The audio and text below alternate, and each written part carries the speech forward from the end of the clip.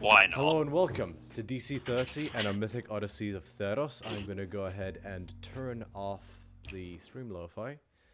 D&D with an ancient Greek twist. I am your dungeon master, Romeo, and I am joined by my lovely players, Rebecca, Morse, Daphne, Violet, and a new player who you may meet in a second. So, without further ado, Tempest.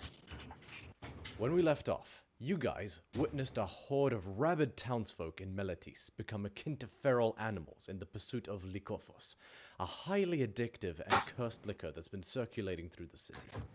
Meletis' leader, the centaur Perissophia, as well as your friend, the master of war Molpadilla, informed you that the liquor began circulating for a short time ago and has spread quickly. It was seen being smuggled into town by a group of robed sages in a cart. Molpadilla's scout had last sighted them on a location she indicated on a map. Penelope, the master alchemist and priestess of Farika, who you consulted on a possible cure, informed you that creating one would be a far simpler task if she had access to the formula of the liquor. So, you left the city and ventured to where the last sighting was. You connected with Molpadilla's scout, your new friend, Eudokia. And together you guys followed the trail that Eudokia had found. You came across a group of sages who were returning from the mountains to smuggle more liquor. A battle ensued where the sages were revealed to be kobolds. After defeating the caravan, you guys followed the trail into the mountains to a cave that led underground to a lake of glowing blue water. You saw many more kobolds hard at work, moving crates and barrels. You decided to make a camp outside of the cave, and Bithynia used her new staff of illusions to conceal you all within illusory terrain. And you guys began to make a camp, hoping to either catch someone you interrogate, or at least rest up enough to venture into the cave refreshed. And that is where we come to now. Alright guys, take a moment to decide what we're going to do whilst I open up the other things I'd had to close as part of my troubleshooting. Apologies, by the way, to anyone who may be watching in Twitch chat. I am a doofus. I'm just gonna go hold and make sure I get hold of the wild magic search table just in case I need it later on. Oh yes. Just in case. For those of you who may be tuning in for the first time, Morse's character, Skotinos, now found a shard of the Skull of Vale, also known as a Feywild shard, which is going to make things interesting. Cool, so I've got my things open. Tempest, what would you like to do?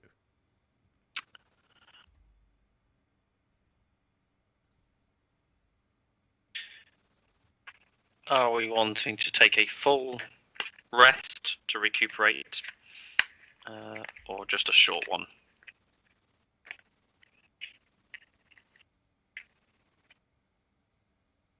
I'd be okay with a short rest.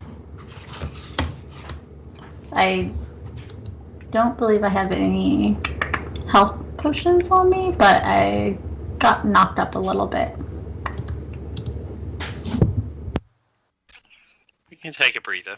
I have already gone through quite a small amount of my, well, a small amount of my higher, more potent magics. Calliope will say, I burnt a fair bit healing everybody in that last fight as well, so I would prefer to go in at fresh. How long will this illusion last if it holds true to form to the traditional spell? Skotinos whilst looking to anyone with more magical knowledge of specific spell durations. Let's have a look.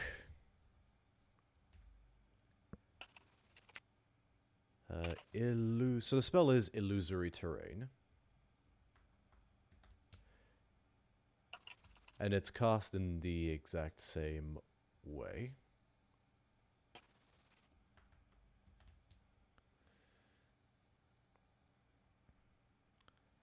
So, if it's, oh no, I'm thinking of hallucinatory terrain, which is 24 hours. Hallucinatory, sorry. Oh, okay. If it's hallucinatory terrain, then that's fine. Yeah, so it obviously that it is the whole day, but I think it's just no. So he just goes, "Is this going to last long enough for us to get a good night's sleep or good afternoon's rest?"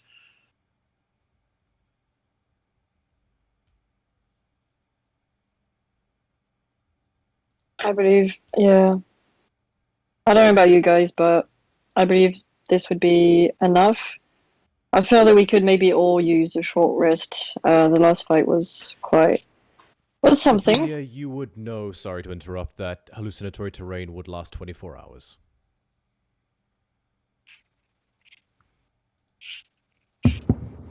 Is that too long for us, or is that okay? Or Oh, that's You can fine. drop That's it at good. will. okay. What it means is that if we were to take, we were on at risk if we took a long rest. That halfway through the long rest, the spell drops, and someone has to break their long rest in order to put it back up again. Basically. Gotcha. Well, if it's going to last long enough, then so long as we keep an eye, probably suggest whoever's on watch pokes their head through the illusion from time to time to make sure nothing is exiting.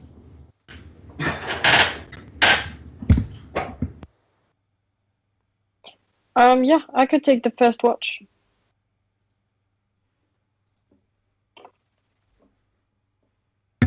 How many watches do we think that we'll need to take?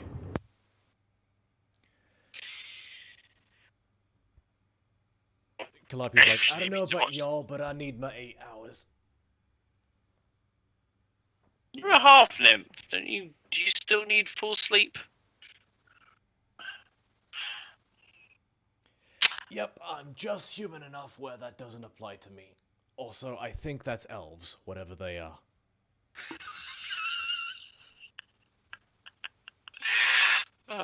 I will also kip down.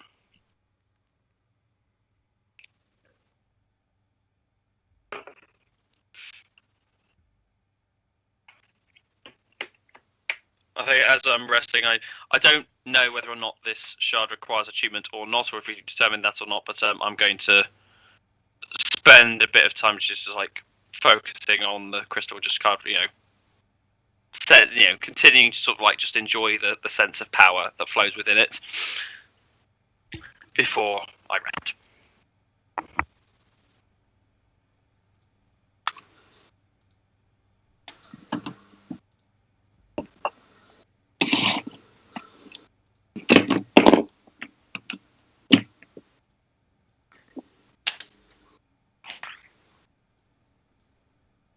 Bear with. Cool, so who is taking the first watch? I believe I am. Very well. Go ahead, Edokia, make a perception check.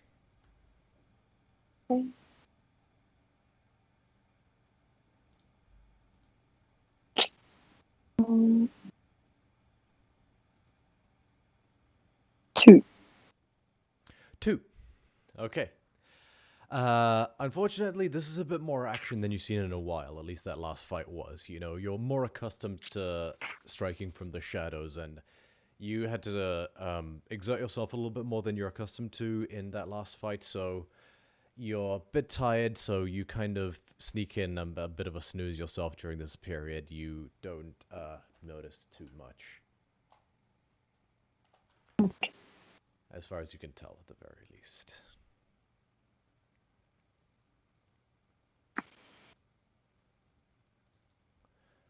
Who's taking the next watch? I'll take it.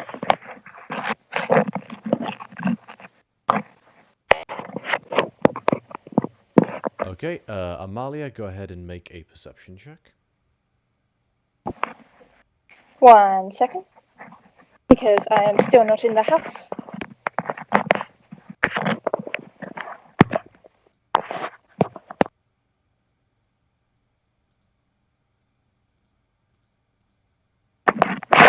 $11. Okay.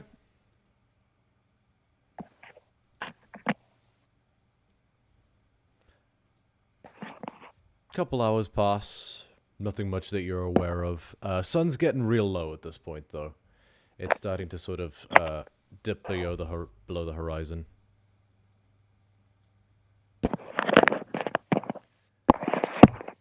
But yeah, your rest comes to an uneventful conclusion. Who's next?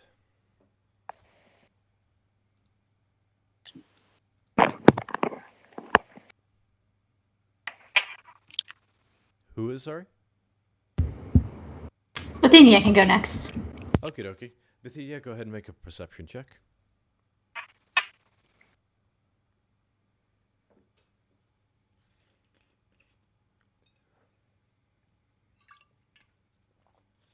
I rolled an 11. All right. Probably too groggy to understand anything. Yeah, you're a little groggy. So it isn't until they're kind of right around the corner that you hear a pitter-patter of footsteps, like a pair of sandals running.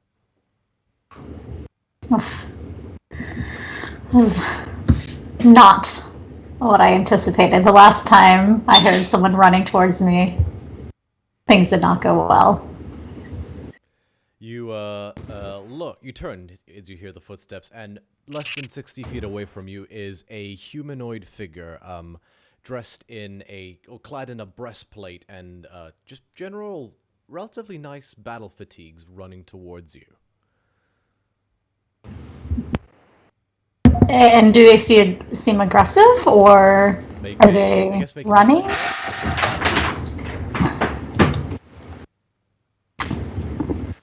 20.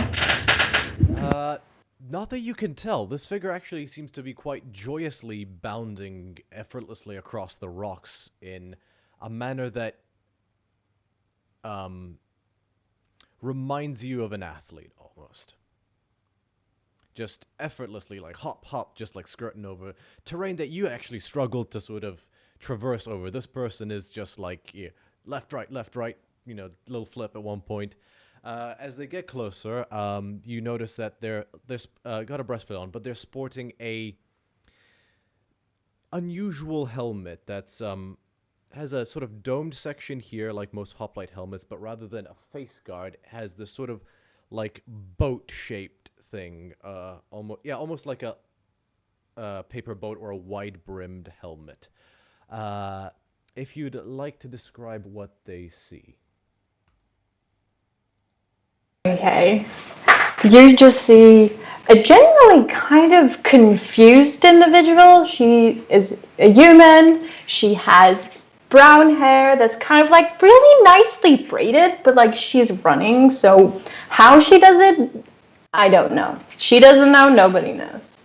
She has brown eyes that give like a little bit of a yellow hue almost. And yeah, she's just kind of running. She's also kind of talking, like muttering to herself. You don't know if she's just... you don't know what's going on.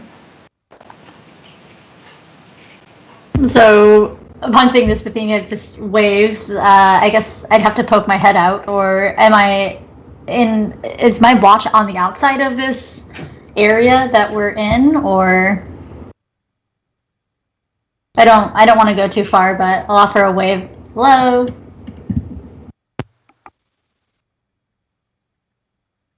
Am I in range to hear? Yeah, you're like 30 feet away. Okay. Yeah, she so... did not notice you until you were right there. Okay. Hi. I'm kind of lost. Could you help me? Me and, Rano are kind of looking for someone, and she's holding a unicorn plushie. Like, we're looking for somebody, we need to help somebody, we were told we needed to help somebody, but we don't know where to go. Bithynia bewildered, just is like, I don't know. Well, hello. I'm Bithynia. Nice to see you. I would say that I'm kind of new here myself. Who sent you? Well, Rano sent me. Do you know him? He's very nice. Bithynia's not going to let on anything that she doesn't have to. And Couplet doesn't seem too upset, so I'll say, hold on one moment. I need to check with someone. So yeah, and goes back. Mysterious stranger. You see a very well put together scholarly woman in about her late 20s, long dark hair and crystal blue eyes piercing out at you. She seems to be dressed practically, but nonetheless with an air of major like robes to her, and has various different bags that you can see scrolls spilling out of. On her shoulder is a cat-like creature with 4 wings that is a beautiful sandy color that sort of just looks at you. Well, hello. Who's this?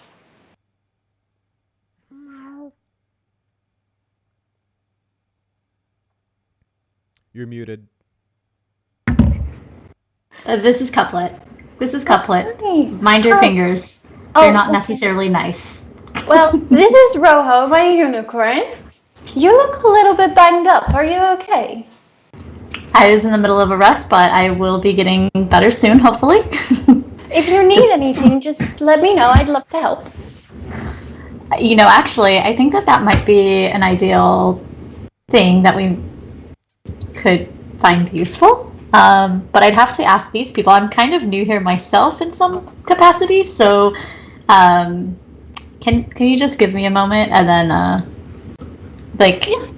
yeah, okay. And so Bithynia goes back to just right behind her, where people are resting, and notices that the next person who was going to be on watch was who? At this point, so it would have been Scotty. So, looking around at who has already been up, Scotty's the next one, gives him a nudge, like, hey. Oh, alright. Go to sleep. I got it from here. Right. If you'd like to, Scatino, describe what this figure sees. So, there's someone out there, and, I'm kind of new to going outside of my realm. They seem kind, they have a plush, but they say that they are out here to help someone, and I don't know if you've ever encountered something like this. However, this is out of my wheelhouse, and I'm just curious. They don't seem difficult or armed or anything, but they did ask if we needed help and assistance. I've just woken up. Could you say that all again, but like 10 times slower? There's someone outside. They have a plush what? A unicorn. I don't know. I have a winged cat. I can't really be the one to. There's someone outside with a fat unicorn. Got it. Okay, I got it. Right. And I get up and. Calliope, who's overheard this, will be like, to you, Bithynia, I'll make sure he doesn't say or do anything stupid, which will probably involve getting him to shut up entirely. I go to flick her in the ear and miss entirely because I imagine she's already got up, so I can't just flick the air next to her and just... She says, I'm on your other side, idiot. And I'm going to head towards the end of the hallucinatory terrain. It is the individual on the inside the hallucinatory terrain or sort of outside? They're outside. She is just outside of it, but you get the sense that she, and I'll admit I forgot for a second that there was hallucinatory terrain, so I will say that she succeeded on the perception check to perceive it as an illusion. You get the sense that she can see. Okay, and that is possibly piqued her curiosity. Okay, that's fine. Right. Morning. Or evening, I guess. You're looking for someone? Scotty, if you'd like to describe what this figure sees, just to get an idea. Yeah, sure. So, kind of staggering through the sort of like the translucent terrain that you can see through is a satyr. Not unusual in itself, plenty that travel beyond the Scola Vale. But this one in particular looks a lot sicklier than most. Skin much paler than you would expect one to be, especially one so seemingly jovial. Maybe he's just tired. At this distance, can't really see much more about his skin and complexion. When he gets a bit closer, you may be able to notice that there are a number of nicks and scars on his neck, cheek, and indeed his hands are covered in them as well. But what is most noticeable from this distance is his bedraggled red hair that's now kind of clumped up on one side, where he's maybe like slept on like a piece of rotten fruit, and it's kind of like glued a bit of it together, and he's not kind of properly brushed it all out. But more disturbingly, his eyes, which are black sclera with a blood red pupil in the middle. Despite that slight ominous bit, he seems to be fairly cheery, although a little bit, maybe a little bit forced. Hello. Standing next to this figure, you see a unnaturally beautiful woman, about mid to early 20s as well.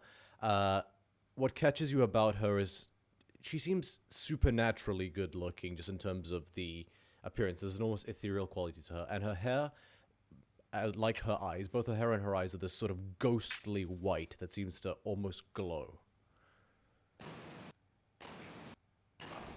Hi.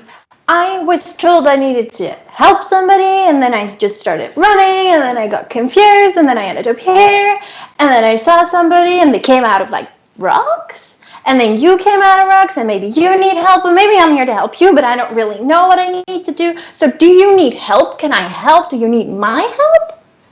Calliope turns to you, Scotty, and says, "I will die for this creature. Can we keep it?" Who? Hold on. You've got plenty of pets. Who sent you? And where do you know where you came from? I don't know where you came from. I don't know where you are. No, But I was sent by Bronos.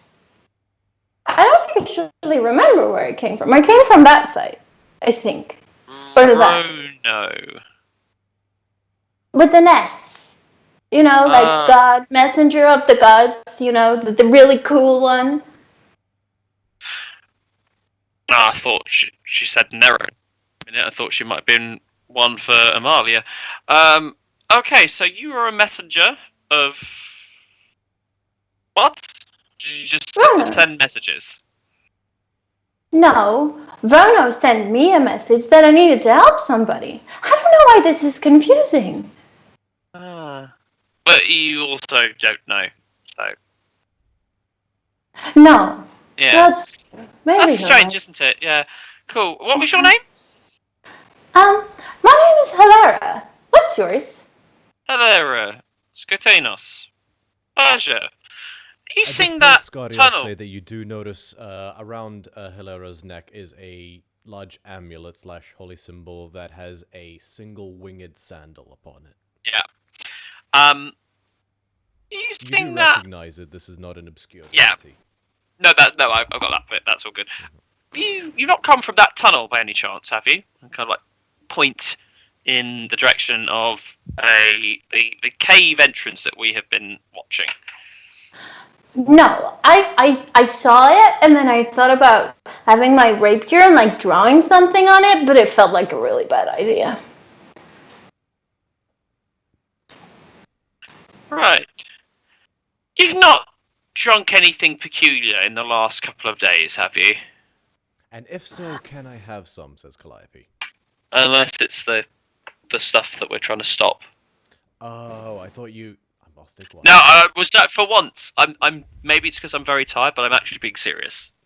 Normal me will resume shortly. Have you drunk anything odd recently? Other than water, not really. Not that I can remember. Does that help? I suppose it helps in a way, yeah. Turns and go. Feed him, water it. Don't let it play in the mud. I'm going back to bed. I really like your hair. Thanks. Grew it myself. Alright, step into that. And she points. So basically, these people have been inside a projected illusion of like a rock slide. And she leads you inside, and you sort of going through, you step out and you see Bithynia, who has sat there, a leonin, a full-on humanoid lion, curled up into a kitty cat ball, just resting on her bedroll. With you hear a ever so slight, and another figure who's slowly waking up as well and sharpening a series of knives and sort of getting ready after having rested. That, much like Calliope, has matching hair and eyes, but of a effervescent emerald mossy green as opposed to Calliope's ghostly white. But she's also similarly supernaturally beautiful. Okay. I'm just gonna sit down somewhere with my unicorn, like just holding it, like I'm really confused, but I kind of like it. So yeah, Eudokia, you see this figure step in, full-on wide-brimmed hat, breastplate, clutching a long Mycenaean rapier at her hilt, and a shield strung across her back, who is just sort of bounding about, and she has a huge unicorn plushie that she's holding under one arm. Have we completed a long rest at this point, or were we nearly at the point but not yet? Nearly at the point. It would be a couple hours, and then so it was just doing the math here. Bithynia did a watch. Amalia did a watch. Eudokia, you did a watch, yeah? Yep. So it's been 6 hours. There was nobody else who had to do a watch yet. Okay, so a couple hours, and then you guys will. Basically, just gone back to bed. 2 hours, It's supposed to and then be his watch. everybody will have rested. Yes. It's probably also I'm not. What I've kind of done is I've now sat kind of a little ways into the tunnel now. I've kind of like dragged my bedroll to the side, so I'm kind of looking, half paying attention outside to pay attention, but really I'm just kind of getting myself up in the morning, like waking myself up slowly. Calliope will say to you, Heliera, so you see that cave? Yeah. There are some bad things in that cave, and we're just resting up so we can deal with them properly, because I need my spells to be able to do that. So does he. She points to the satyr. So once we're all fresh up, we are going to head inside. Okay, what was your name? Calliope. Calliope. Okay, I think you're very pretty. Do you need me to watch over something while you rest?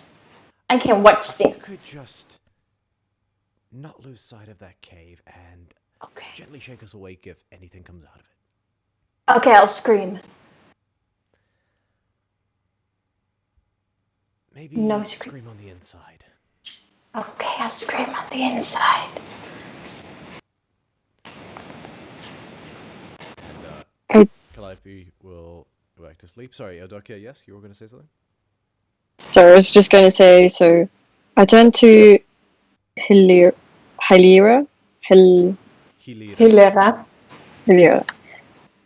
So, who or what brought you up here? Well, I got a message from my god, my patron, and they said, you need to go find people to help. So me and Rojo went out, Unicorn Rojo. We went out and we went looking for them. And we think it might be you, but we're not sure. But we're willing to help.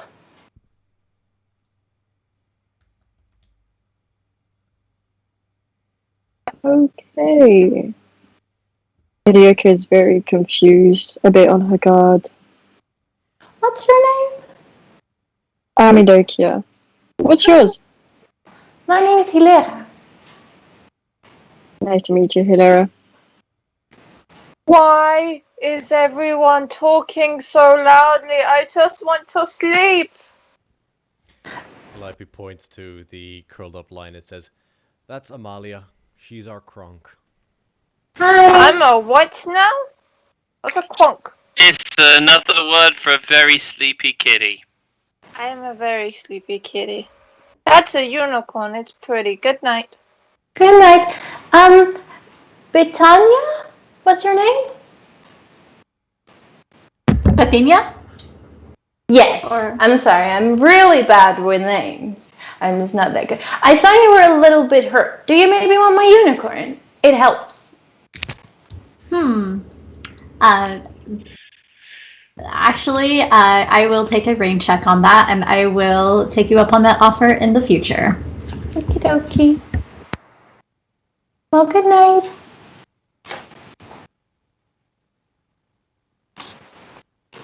Alright, so if you're gonna take this last watch, Hilirak, I need you to make me a perception check. Perception check. Oh, that was almost a 19 and then it became a 1. A 6! It was almost good and then it wasn't. You're like, you think to yourself, man, it has been a while since I enjoyed a good sandwich. And you just do not pay attention at all to what's going on around you. And you're really lucky nothing came along. But yes, you guys complete your long rest and everything. You guys begin to gather up your things, pack everything up, put your various armors on, and go ahead and mark a long rest.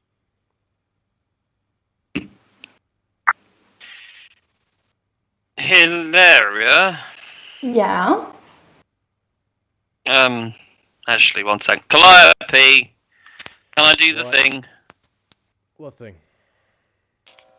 to make sure on I and think- okay? Oh! I know what thing he wants to do. That thing. Okay. I'm kind of scared. What are we One doing? second. Okay, it's not bad. I mean, it's a little weird, but it's not bad. So she points to the satyr. See this guy over here? Yeah. He, you ever heard the expression, don't judge a scroll by its cover? Yes. Cool. So, this is the cover, but I promise you, the contents of the scroll is actually quite pleasant. He can do cool things in a slightly gross way. Oh. He deals with blood magic. Oh. He is able to track people if he has a little bit of their blood, and he sometimes uses that if one of us is in trouble. We can find each other. But why would I need that? Because if something happens to you, not that we would let it happen to you, but if something does, we want to be able to come get you. But I It's can not blink. hostile. I don't need that. I can blink. I was actually looking to see. Well, that's one way that I can use it. Also, I can tell whether or not you have any blesses or curses or any peculiar things that have affected you or your blood. But why would And you need to do that? Because I don't know who you are, and I need to know if we can trust you. Sorry. Okay. And she just like sticks her hand out to you. Can't believe that one worked. So I pull out a very, very pretty dagger. It appears to be sort of like you see two serpents kind of intertwining in sort of like a helix shape, before coming into a dual prong at the end. And he makes a fairly neat piercing motion onto your palm, probably about a centimeter deep. So it is brings it out and sort of like massages your palm a little bit, and then with a gesture, you see the blood that was originally starting to pour out your hand start to slowly form into what initially looks like like small shapes. You see like a circle, a square, and a star, and then the square turns into a cube, and then it slowly forms into this small fountain, very like tiny fountain. Before that, it kind of leaves your palm and is kind of like hovering in a sphere in the air.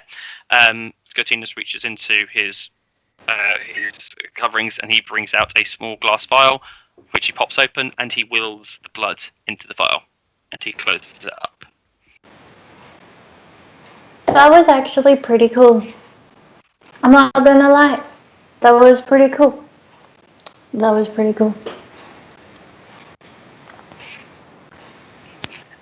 And as he comes out, it kind of like opens up, and you can kind of see that it's almost like a secret stash of just vials of blood, mostly red. But you can see sort of little labels written on them as well, and say, and these are some of our friends that we've travelled with before, if we ever want to see how they're doing. This one's Eslin. She currently resides in Meletis. Jason, I think when I last checked, he was doing something very. He was traveling. He was traveling up to the mountains, but he tends to be moving around. I think he's stopped moving now. And this is. I can't remember whose blood this is. Oh. I don't know whose that one is. I think that's mine. I haven't labelled them all, but the point is, it's all here. So. Cool. Okay. Cool. And she's gonna like back away just a little bit because like it was fun to like. Yep. It wasn't.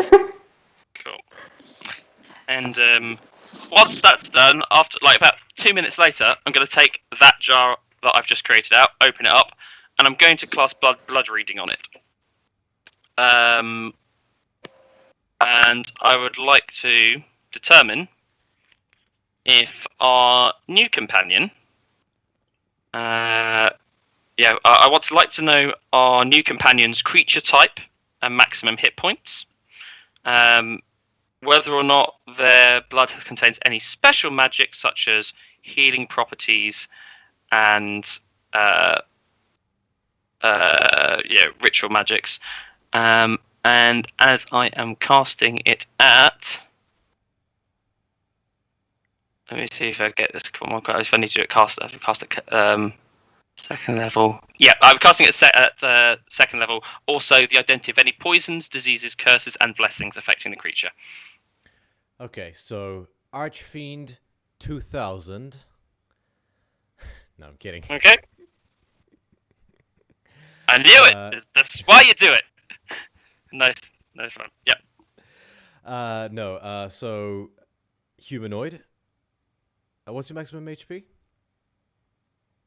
57. What was the next one? Just close the page. Sorry.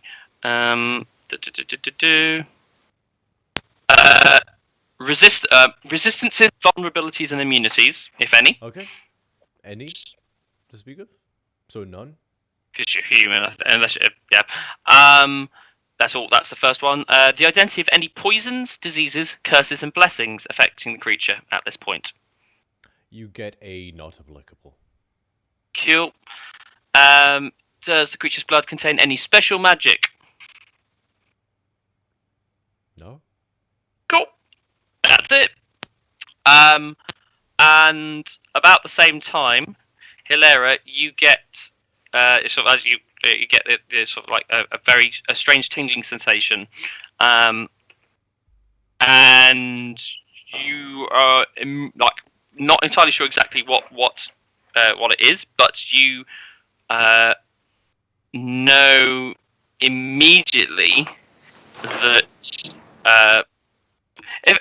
basically the spell goes, when you cast a spell, if the target is still alive, it feels a tingling sensation in its veins and knows the exact direction to you. That doesn't necessarily know who you are, what you're doing. So as I'm doing this, probably about 10 minutes later, you get that sensation. So probably enough to go, I've done, whatever I've been doing was related. Okay. She's just kind of gonna go, oh, that tickles. What are you doing?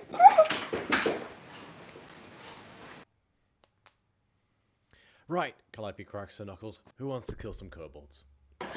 I have a question. What are we actually doing? Because I was told to go into the cave by the red-haired one, but I don't actually know what we're gonna do. I need to know what we're gonna do. There's like a million little dragon chihuahuas down there, and they're making a cursed liquor that is turning people into rabid addicts and then eventually making them explode. We're gonna stop that. Oh. Yeah. Yeah, that's probably good. Okay. I'm on board. What can you do then? Well, I mostly heal.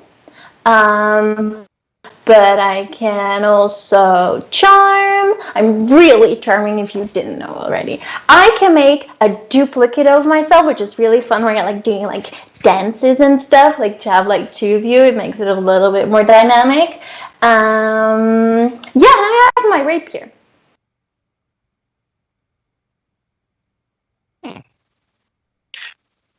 But then he is reminded of the students back at the back in town, the college. How old are you again? That is an excellent question. How old are you? You don't have I'm to like- answer, actually. You. I'm like 21, I guess. All right. That is what Hilira says. And do I believe it? Go ahead and make an insight check. Hilira, roll persuasion or deception, whichever. Don't tell us.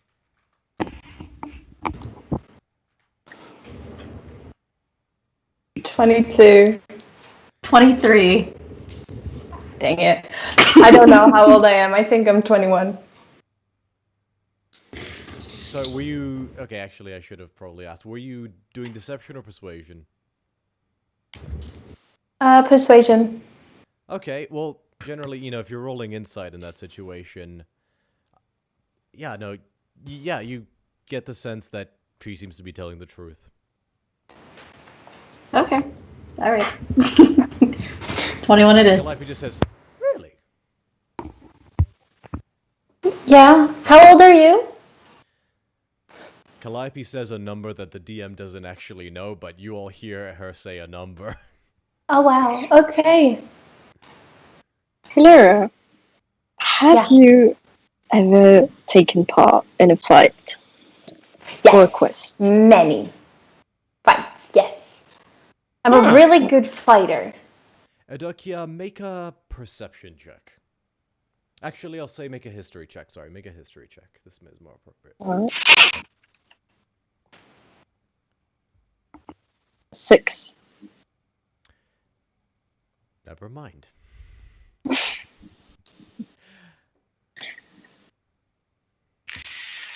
Well, since I'm guessing we never saw anyone leave the cave, it's safe to assume that they are yet to know that their caravan is yet to return. So we still have the advantage. What's the plan? Go in, cause as much ruckus as possible? I saw that big pool, or that big lake that seemed questionable. I could huck something at that.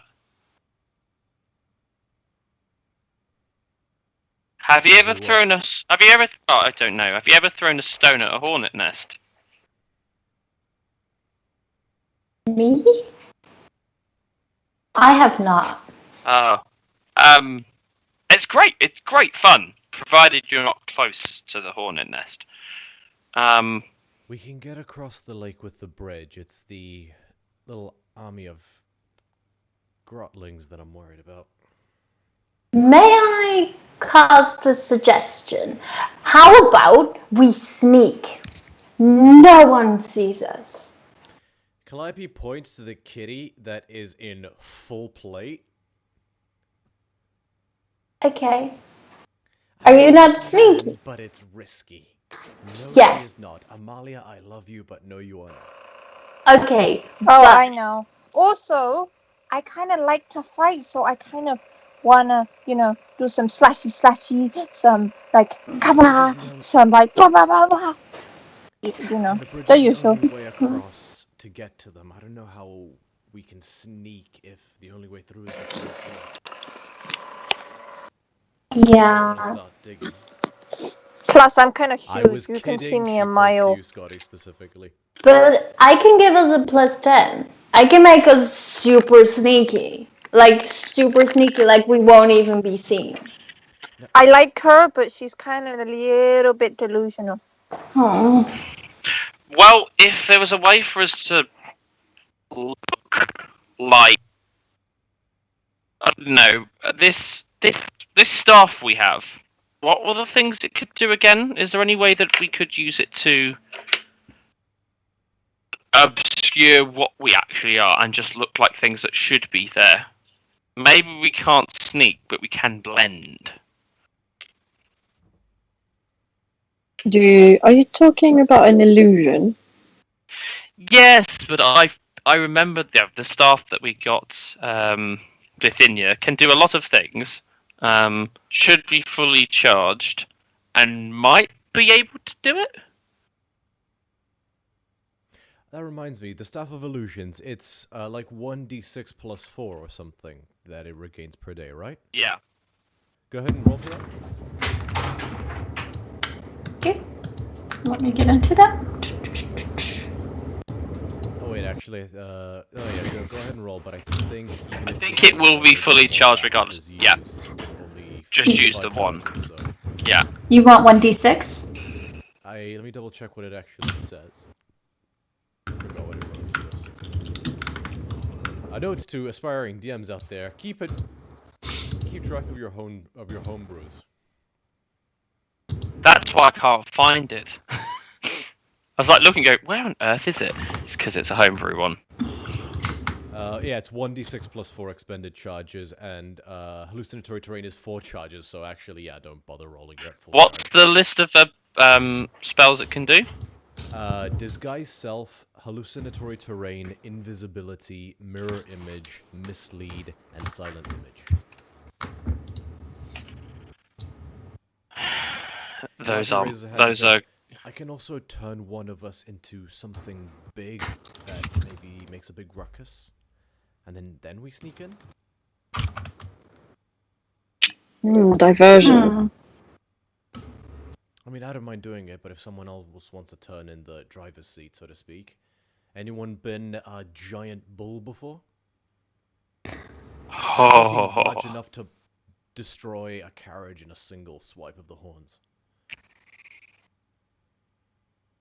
I mean, it sounds a lot of fun. So long as I don't end up, I mean, I get bull strength as well, right? So the bull takes the this is hurts, and then this is not an illusion.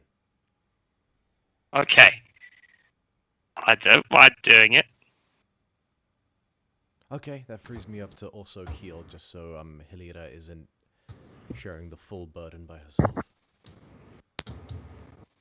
I think I can also turn another person into a creature if you want. Then we have you can 2. polymorph as well? I can polymorph. Alright, I suppose the only other thing to consider is we don't know how far back those tunnels go. Do we want to blow everything on the first? Yeah. How long does the? Oh, it lasts a while, right? An hour, I think. Yeah, Polymorph.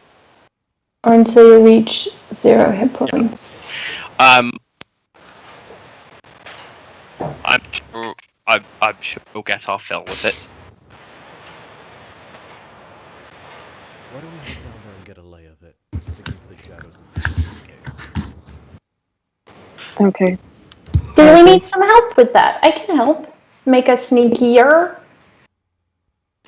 Is this the spell that does that? You can do. Yes, I can pass without a trace. Yeah. You gather that Skatinas doesn't know the names of the spells, just stuff like how they work and what they do. Yes, that one. That will help. That will at least help. Amalia. Although, if I remember last time, I think my hooves were particularly resonant. Yes, please, if you could. Okay, so everybody stay within 30 feet of me, and you'll get a plus 10. Okay, I'm going to cast it now, and it lasts for an hour, but I have to concentrate, so keep that in mind. Thank you. I can see in the dark. I'll lead the way. And Calliope, unless someone else can see in the dark as well. I can. And Eudokia, you also can, just as Yeah, I was wondering. I was trying to see. Yeah, I can do that too. What about you? Can you see in the dark, Hilaria? Well, I'm a human, so I don't think I can. I'm looking right now, but I'm gonna say no. Bithynia, don't can- you have Eyes of the Warlock as well? Don't know. I think so. Find it, but I can't think of where I would look for it right now.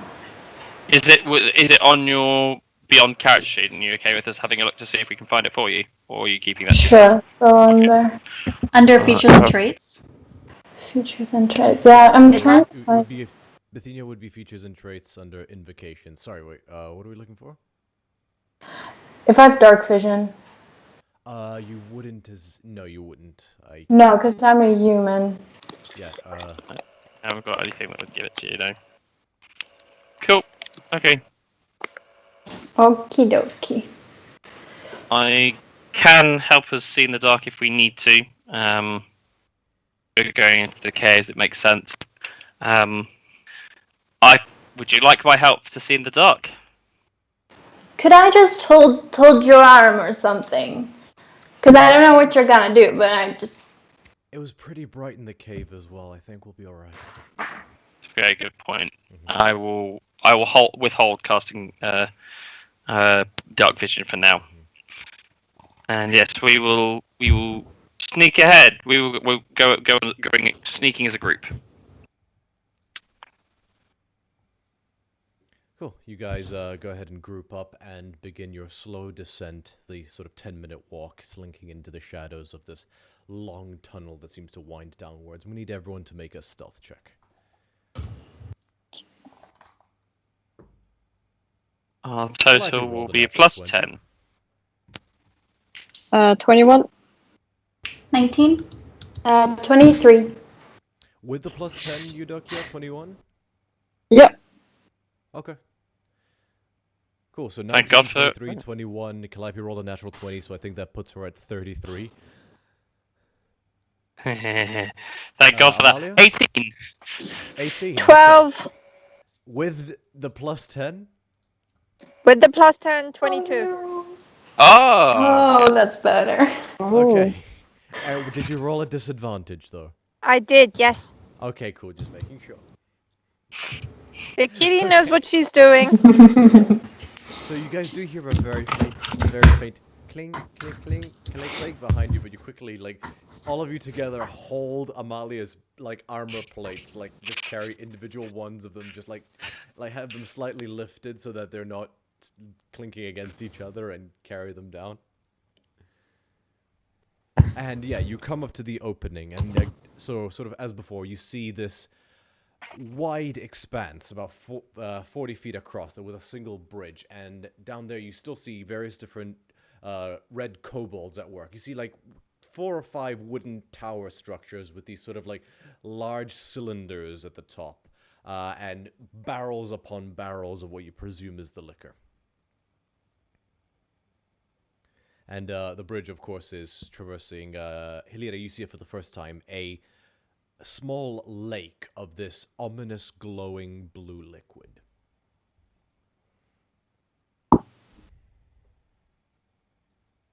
It looks really spooky. Do we have a plan? Or are we just going with the flow? Okay. How many, roughly, numbers-wise, can we see? Make a perception check. I have not You don't cast have your dark vision yet, so up, right? no, I don't. So So disadvantage. this would be a disadvantage because it's dim light. It's not quite. Yep, that's all good. That is a reasonable call. Can I make it like a separate perception check as yeah, well, make please? a separate one, Amalia. Not a They- disadvantage because you have dark vision. 8 total. 10 at least. Oh my god, this roll. 7. You realize, Amalia, you haven't had breakfast. Sandwiches, where are you when I need you? Well, we can either see how far we get now, or we can start the ruckus now. Is that a barrel or is that a rock? If you I'm shoot, pretty sure it's a barrel. oh no, it's a person. Look, it moved. Well, okay, the thing that he's next to, that's a barrel. If we shoot that with something, it will make him explode, much like it did with the others. So that could be part of the distraction as well. And then for the rest of the distraction, I don't know what noise the ball makes, but moo. Remember, we're underground as well, though. Can't we like do the big bang on the way out? Like we go in, we and then on the way out we kapow. Calliope points. I should have remembered actually to describe these. So there's two sort of tunnels that lead to an unknown beyond this sort of open courtyard. And Calliope says, "We don't know how far back those go. If we just do an explosion and leave, we could be not really dealing with the problem." Bithynia looks over at them, trailing behind for safety reasons, but maybe we should. I believe and agree that we should do this on the way out. We have to remember why we're in here, and I'd prefer not to get into too much trouble before we need to. And I, as much as the next person, want to nuke things, however, if there's one virtue I have, it would be patience. What was the what were the creatures that were pulling the cart? Weasels. Giant weasels. Giant weasels. We could have one of us attempt that, and just to go off. I think giant weasels could be livestock, I guess, for kobolds.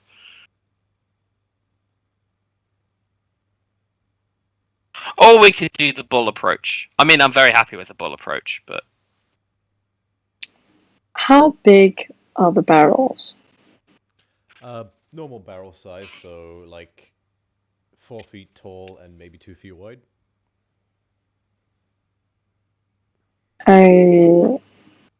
Sorry, I don't know what feet About a look meter like. high and half a meter wide. Okay. Almost like a keg you get in a pub. Okay. No, they're a little bigger than that. They're like cartoon barrels.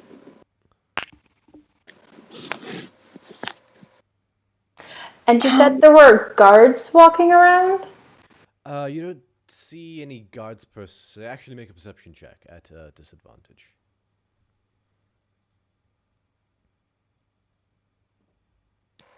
Perception, you said, yes. Yeah. Okay.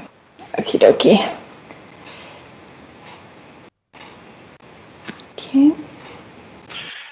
Fun fact, by the way, if you 12. right-click the number, it gives you the chance to roll disadvantage straight in it. Love that, thank you so much. I rolled a 12. You don't see any guards, really. You just see a bunch of kobolds moving crates, and they seem to be like workers. What you do see is the outline or sort of the dim appearance of... I'm actually, I'd say it's pretty bright in this room. You see these large towers that have these long cylinder structures upon them. Okie dokie.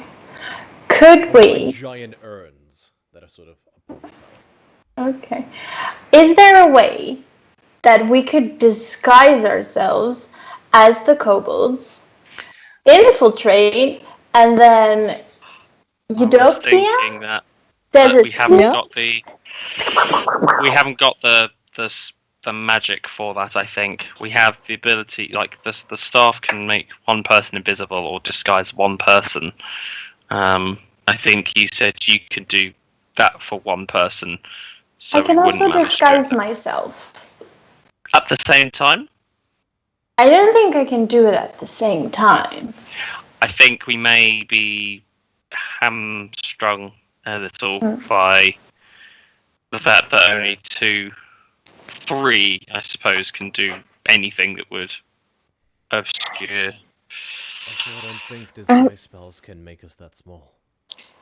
Sorry, what Hilaria. the hell are we working out? A plan. I If think you we. want to do the bull approach.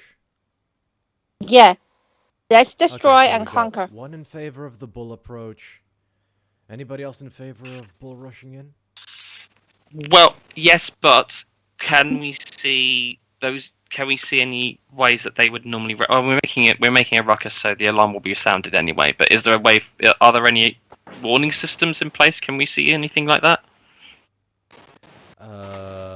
Make another perception check.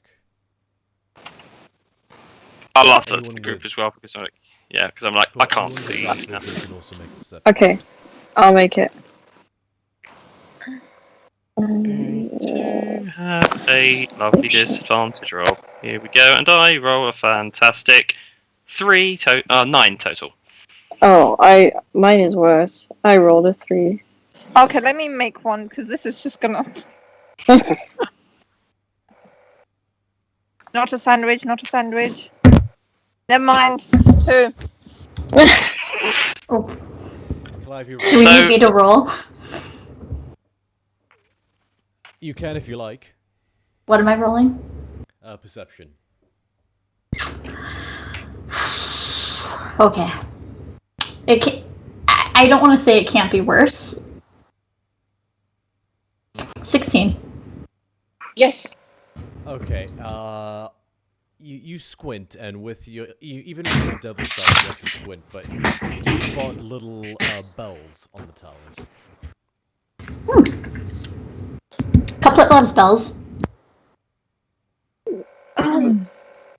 Does anyone know if these creatures are? I mean, can they burst into if we throw fire at them, would they die? Oh, they're Most tiny things little do. lizards. Hello, can you make an illusion and turn yourself into a dragon? Wait, sorry, me? Yes. I could make somebody a dragon. Maybe, possibly. I don't know. Oh, me. I want to be the dragon. I'm happy staying on the ground. I tried the whole extra appendage thing once. I couldn't work it out. Okay, I have an idea. Okay. Maybe keep the dragon idea in case we need to retreat. We don't know how many people there are. We don't know how far this goes.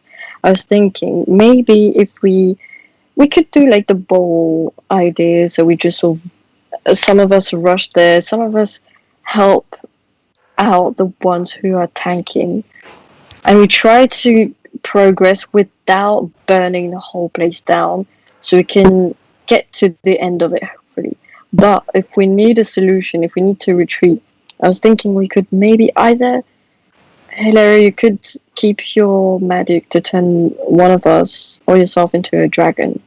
Me. And okay. And it would hopefully scare them, but if we need to burn the place down, we maybe could do this. Or I was thinking if we try to pierce the barrels, maybe they would concentrate more on what they're losing than on us, and it would leave us some time to, I don't know, retreat or go further down in the tunnels. Okay, focus on the barrels. That's a good idea. Amalia shoots her hand up. Scotty, Calliope, I have a smart question. Like a smart one. If you're sure. Okay, so you see those bells that we can apparently see? Yes. Well, Yes. no, but I believe that isn't a giant. That is actually a tower. Okay, I can't but see. But yes. if that bell puts an alarm, then surely that would mean that if like a dragon or the bulls find in, they would sound the alarm for the other people to know that there's something in here, and then maybe that's a bad thing. That is fair. I guess that's a good point. Though, what it makes me think is, Bithynia, you said there was bells on what boat? How many towers had bells? How many towers are there? I thought there were You guys spot 1, 2, two? 3, 4, 5 towers. I can't see shit. I'm sorry.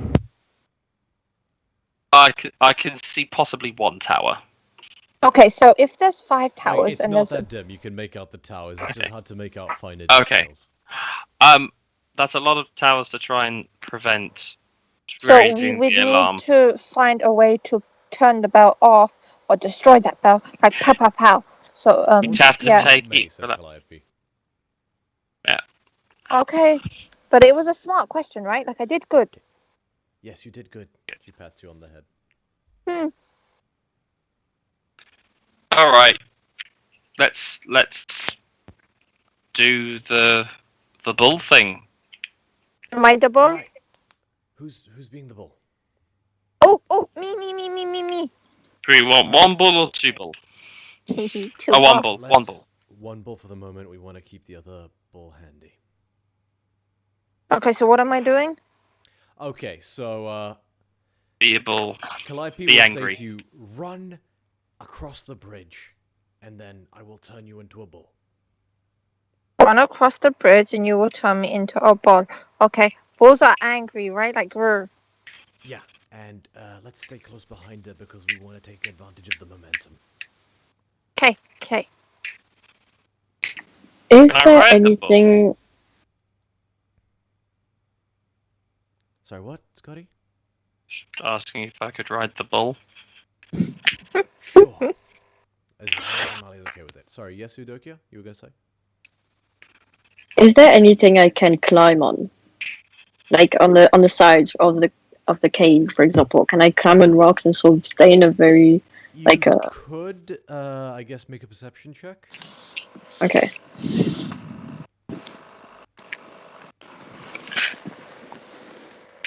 Two. Sandwiches. You don't see anything that you could comfortably climb without giving away your position. Okay. It's pretty out and open. This is a sort of wide, expansive cave, so you'd be relatively easy to spot as you were just crawling along the walls. Okay. You could ride Amalia as well.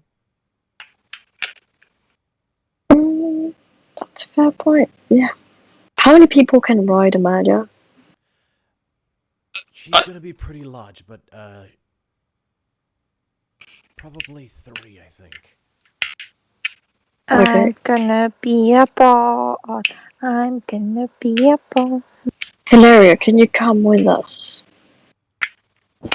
Yeah, and I still got Pass Without a Trace. So what if you guys ride the bull to like the left, and then we go to the right because they're paying attention to you? We can just kind of sneak around They won't and ride meet across, somewhere. Hilira.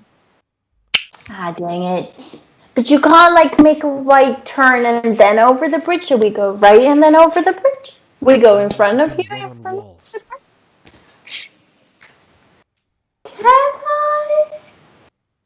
Can I? I don't think so. Alright, shall we then? I'm Let's gonna go. be a ball. I'm gonna Cool. be a. So, who's riding the bull? Please. Scotty and I. Okay, so Amalia kind of hoists each one of you on one shoulder at Calliope's instruction. So you got like, just sitting on her shoulders, and then she just breaks into a run. They do have D&D Beyond up. I do's. Okay, so look up the stat block for a Triceratops. So it's gonna be just reflavored into a very large bull, like a supersized bull. But you use the stat block of a Triceratops for this. 1 second.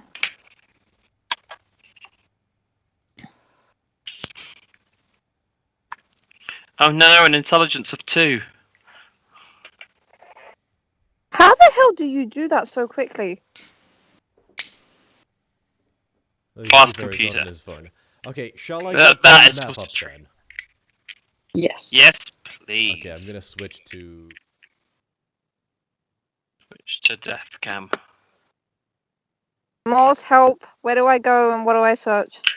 I'm gonna pop it into the our chat for you.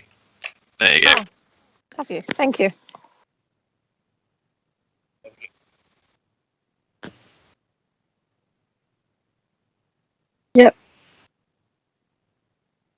So So no, it's a much lower AC, but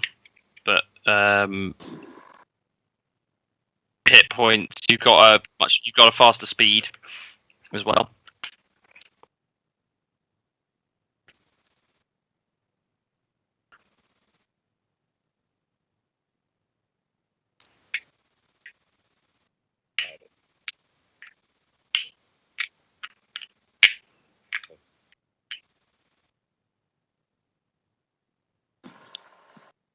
The key one as well, Ruff,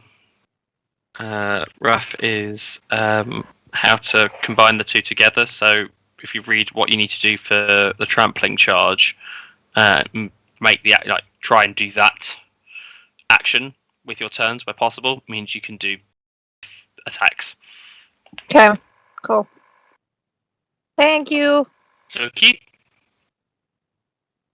a track of the hit points as a separate thing, because they're almost like. In fact, on D&D Beyond, you can almost add them as almost like temporary hit points, and then you can track them that way, so that when they go, then you swap down. Makes sense. Okay, I can- listening for a second. I can hear everyone on Twitch. Okay, sorry, no, I was just making sure the Twitch could work for me. Sorry for the confusion. So I'll go ahead and activate the map. Can everyone see everything? Okay, sorry, 1 second, I need to add Helida to this thing.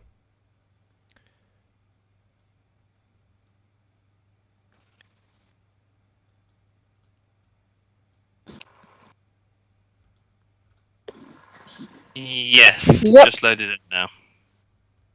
Is there any... Oh. Oh, that's what the confusion was for. Alright, let me just... Fantastic. Sorry, say that again, Eudokia? I was going to ask if there was music, sorry. Oh, yes, I will turn on the music, thank you for reminding me. So, I don't actually have a giant bull token, so what do I have? Beasts. Where are my beasts? This is the first time you've caught out. We'll use a megalodon instead.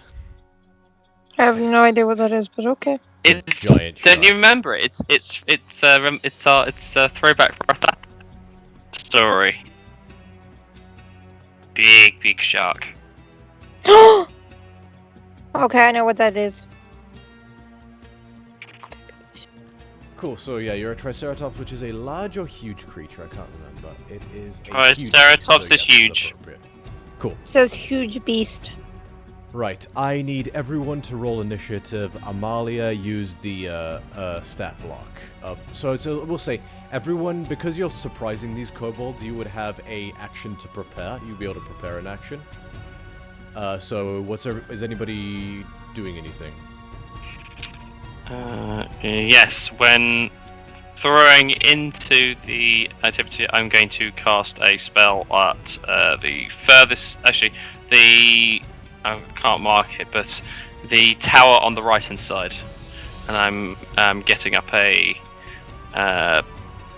blood extraction on that one. Okay. 1 second.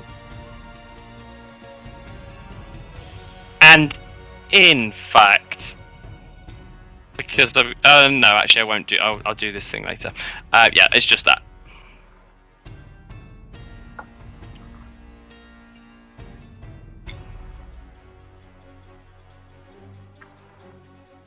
I think I'm gonna. Who's next to me right now? I'm just looking. I'm gonna touch Scott and give him the Blessing of the Trickster. So you've got advantage on Dex. Cool. For an hour. In which case, I will roll my initiative a second time. So, Actually, Amalia, Sorry, go on. roll initiative using the Triceratops' stat block. Okay, 1 second. I'm gonna park Amalia's token off to one side, and then I'll put it back when need Actually, I'll just... Double checking whether or not I get. Yes. So if you do that before we have to roll initiative, then I can roll initiative at advantage, and it makes no difference. But good to know. Worth checking. Okay, so let me just roll initiative for this multitude of kobolds.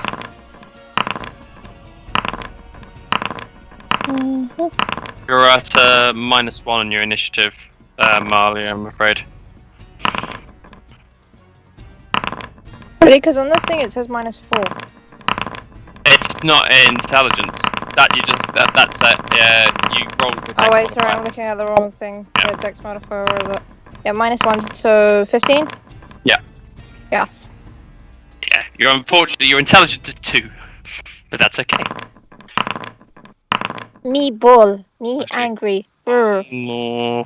Okay, so 25 to 20. Yes, me on 19. Okay. Anybody else? I'm 18, but Okay. This is my first time being here. With the 5, I'm not really initiating much. Okay. 5, thank you. Oh, thank you already for taking care of that. 15 to 10. Me. 15. Yes? Yes. 10.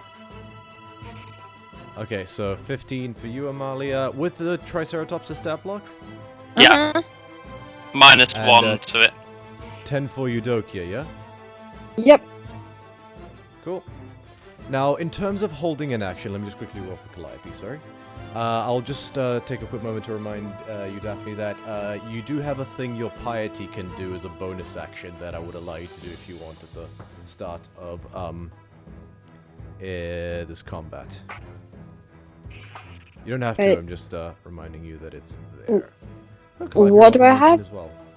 So you have that, your level 3 piety feature, which gives you a +1 to okay. your AC. Let's see. You can save it for later, I'm just reminding you that it's there. Can we see through it? See through what? Through that spell? Yeah, so it's just, so you surround yourselves with thorns and vines that encompass you and make you a little bit harder to hit with attacks. Oh, which one? No, so you Which wouldn't one? see it in that list. So remember we were talking about Oh. your piety abilities? Oh, okay, yeah.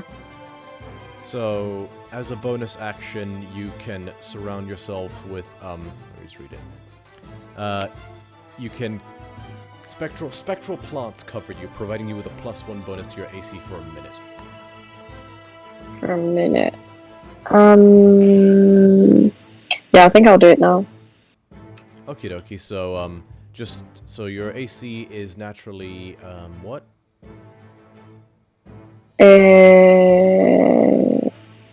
So it's Where is 16, so that? for the duration of this fight, Oh, it's yeah. 17. Okay, perfect. Alright, so top of the initiative order. You guys would get one surprise round, actually, because you're doing this, and they didn't notice shit. So, Calliope is first up to go. She casts Polymorph. That's her turn. Scotty, what are you doing? You are on Pop it the in back. place. Yep. Okie So, dokie. happens at just the start of the confirming session? what's the height of the towers? Good question. The towers are, trying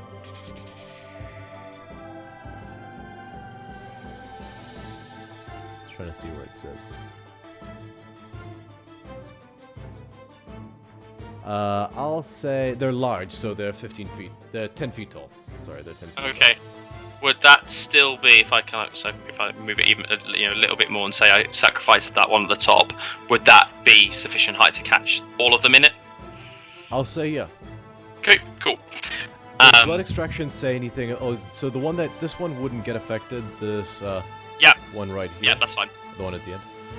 I'll say, does blood extraction say anything about AoE?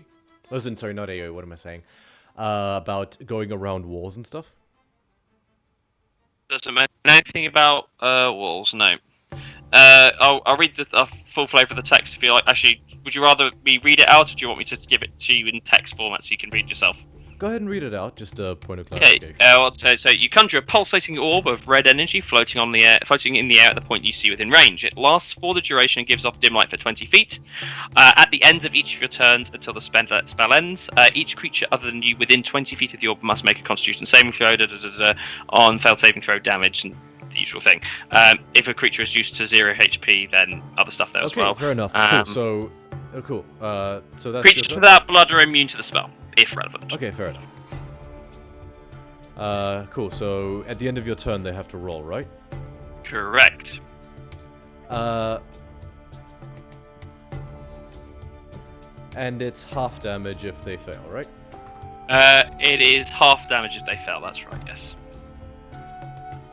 Okie dokie. So let me just pull some things up.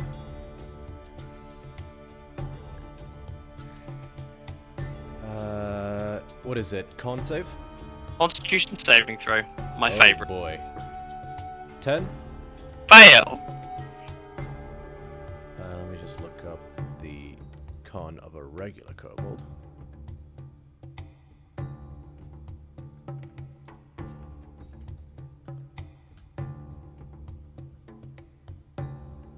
Yeah, so it's the same for all of them. So 10, 18, Succeeds. 15. DC is 15, so succeeds. Okay, 11 fails. Oh. Natural 20 Succeed. and 9. Fail. Okay. Anyone below half hit points? No. Okay. That's fine. That's 11 necrotic damage, or we're saying is that half to 6 or half to 5, which we're also using. Rounding down. Half to 5 then, so 11 or 5.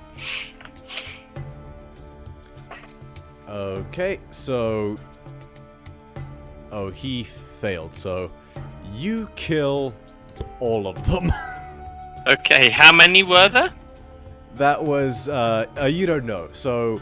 You see... The reason I ask is anyone that is used as hero hit points by this spell, I collect their blood. So I gain 1d6 temporary hit points for each creature that I collected blood from. Okay, so it was, 7. You killed 7 kobolds. They're kobolds, they have next to no hit points.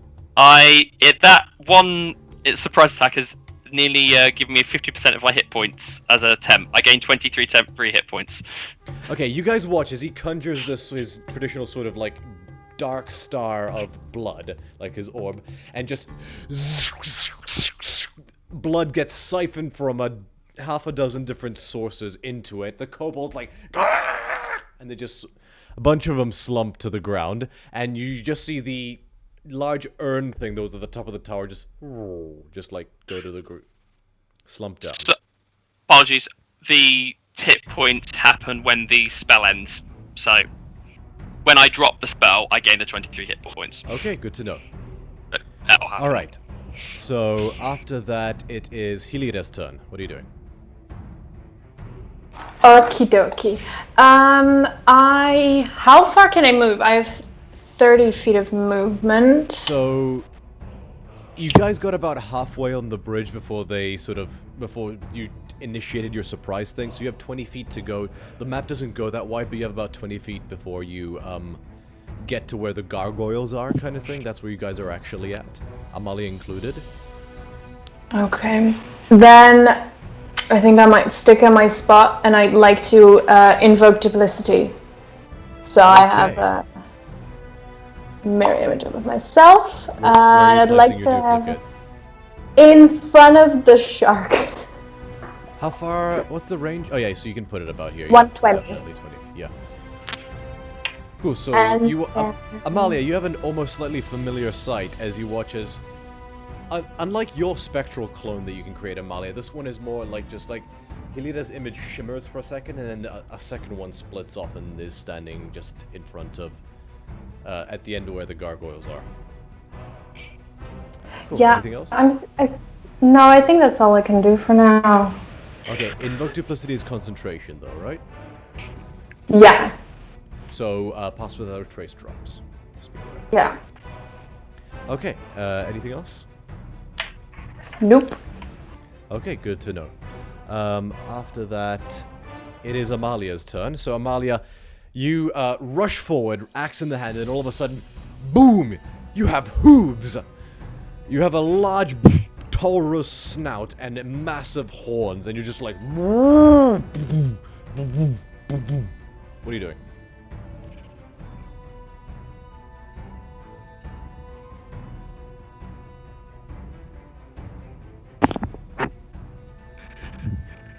I'm muting my...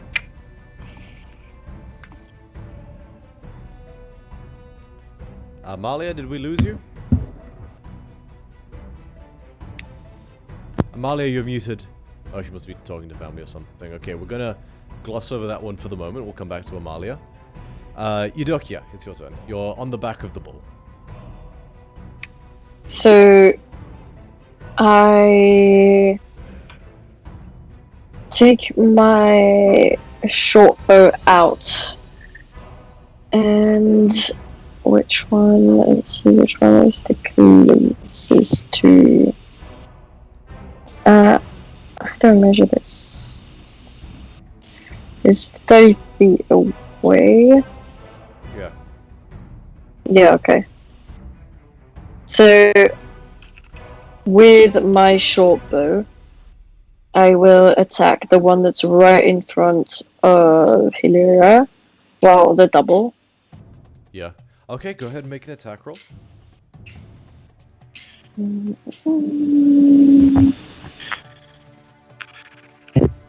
Where is it? So it's just your Oh, yeah. bow plus, yeah. Oh, yeah.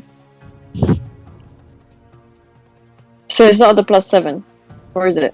Yeah, Yes, it's the where +7. it says hit/DC, if you click the plus True. number there, Makes sense. that'll also And it's a 24. 24 definitely hits. Go ahead and roll damage. Alright. 6. It's a kobold. You kind of just... and it just falls to the ground dead. Okay. Alright, Amalia, do we have you back yet? Negatory, Bithynia, it's your turn. Okay. Can I nuke things safely? Can I Eldritch Blast things? Can I set things on fire? What can I do? Let's see here. Were you asking permission, or can you do what you like? Never. Never. I would like to burn some Independent things. warlock, and I don't need no man. Yes, please and thank you. I would like to burn the things down that are in front of us because I don't want to heat up the bells. Burn the things down in front of you guys. Yeah, can I Hellish Rebuke these kobolds? Hellish Rebuke is a reaction, isn't it? Yeah, Hellish Rebuke is triggered when someone strikes you. You instinctively lash back out with, how dare you strike me? Burn! Fine. Yeah, so you can only do Fine. Hellish Rebuke when you're attacked, Sarek.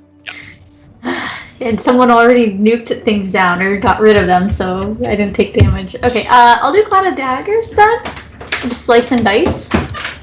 Potentially. Cloud of Daggers. Because what is the radius on it? It is, 5 foot cube. yeah, it's 1 cube only? 60 feet. Well, it's a 5 foot cube, but you can position it wherever you want it, I believe. Would there be an issue if I were to place it over, like, a bell over to the right? No issue. Okay. So that will be my action.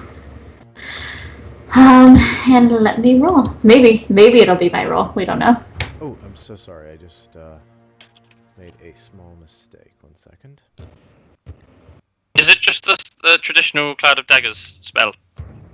Mm. Great thing is you don't even need to roll for it for hitting it. It just does that damage automatically. Would you like me to cast it, regardless, though? Oh yes, you cast it, but you don't have to roll to cast it. It just does the damage automatically, so you don't have to roll to hit.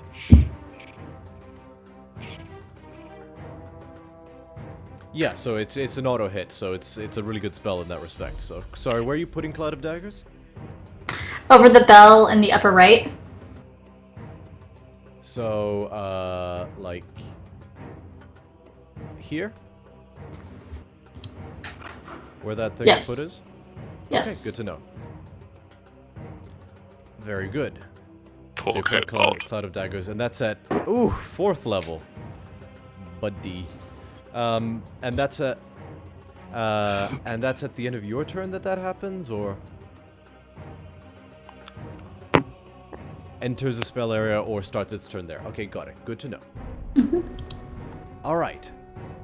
Amalia, do we have you back yet?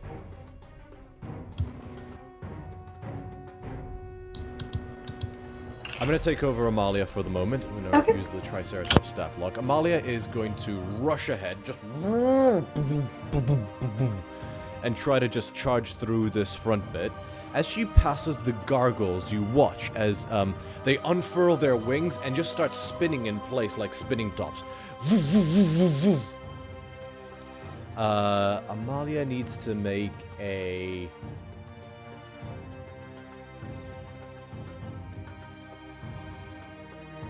dexterity saving throw. Oh no. We weren't expecting traps. Okay, dexterity saving throw. Okay, so you're back. I'm guessing you're charging through the gargoyles? Yeah, I'm guessing so. Okay, cool. Dexterity saving throw, yes please. I don't know. So it's -1 for the Triceratops to whatever you roll. That is so...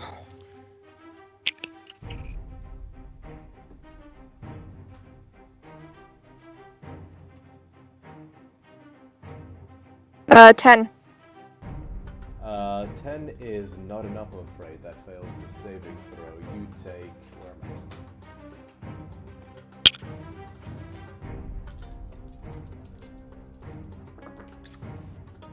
I? Oh, not great. 24 points of slashing damage. Not you personally, the Triceratops does. So keep in mind you have a pool of 95 hit points on top of your normal hit points right now because you're a giant bull, aka a Triceratops. You take 24 points of slashing damage. Okay. And I'll say make an athletics check using the make a strength check using the Triceratops' stat block, so +6.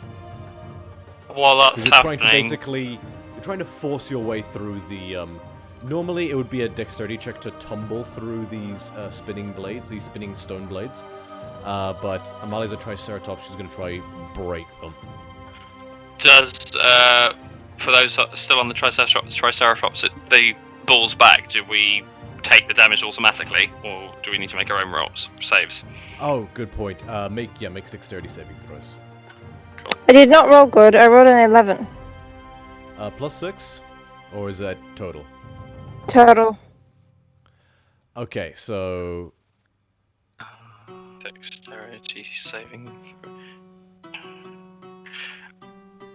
I'll say with advantage, because you are kind of on the back of the creature. So you're on Amalia's back, so you have some room to avoid it. I think I've already got advantage with the... actually, does the Blessing of the Trickster give it dexterity saving throws, or is it ability checks? Well, actually, interesting point. Because the bull's head would collide with these things before you guys would, I'm going to say you don't have to roll. Okay. If Cool. Amalia had made her way through it, you guys would have probably had to roll for that, because it would have been... But she failed to get past them, unfortunately, so you guys are still stuck on the bridge. Okay. Unfortunately, you guys didn't take any damage, but unfortunately, Amalia... it's like when you get a spoon in a blender, like, she's able to stop the blade for a second, and they keep spinning, but you are not, the Triceratops form, or the giant bull form is knocked back. You're not quite able to get through these spinning gargoyles. Damn. Okay, top of the initiative order. 5. What's this guy's movement? Okay, yeah, it's 30 feet. So 5. Why is this not moving? Oh, there we go. 5, 10, 15, 20, 25, 30. Yeah, you're gonna move about there. Just screams, "You'll pay with your lives!" So annoying. I have revivify! I'm just getting Oblivion guides. Then pay with your blood. No. Here's the question: can he reach you guys? Okay. Yeah, that's what I want. Yes, he can reach Scotty. So, Scotty, you watch as he takes out a bottle, lights a rag out at the that's coming out of the bottle, and just throws a Molotov cocktail at you. Okay. Let me double check something.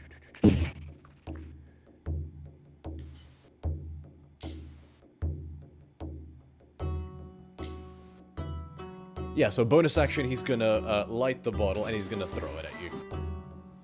So I believe that's... Yeah, so that's an attack roll. Does a... Ooh, natural 18. Does a 23 hit? It does. Like, I kind of look over at him, and I'm kind of like still smirking at him, having turned and looked at him after he'd thrown the bottle, and then sort of look up and go, "Oh sh!" Kind of get smacked You straight up by get it. glassed in the face by a Molotov cocktail. You take...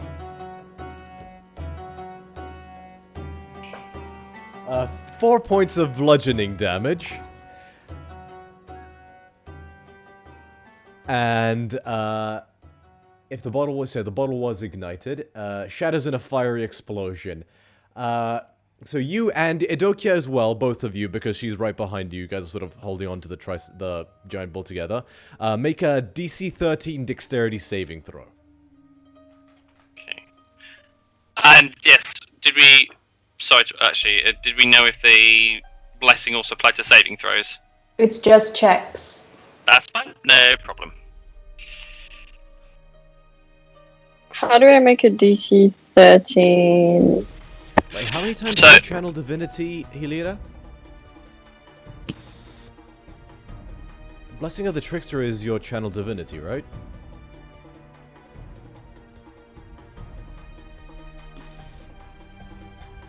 It doesn't say, it just says Blessing of the Trickster, and with the rest it does Nope. say Channel Forget Divinity. what I said, never mind, I sorry. do have to tick one off for my duplicate. Yes, sorry. So I I've thought done Blessing that of the now. Trickster was your other form of channel divinity, but I got that completely wrong. Ignore what I said. That's okay. What was the saving throw, sorry? Or DC, rather? So it's advantage on it is specifically just dex checks, not anything. Oh, sorry, I meant against Sorry, the stealth cocktail. checks. Oh, DC 13. 14. Okay, you succeed. What do you mean DC 13? So you have to beat a 13 with your dexterity saving throw. So on your Oh, so I just do a character dexterity sheet, check. A Not dexterity check, saving throw. Yeah. It just would be the top left big column you've got underneath, like where it says strength, dexterity, constitution. You've got all the skills again, and that's your saving throws. On the far left, yeah. Right under your name. If you look at your name and then go down, it should say saving throws.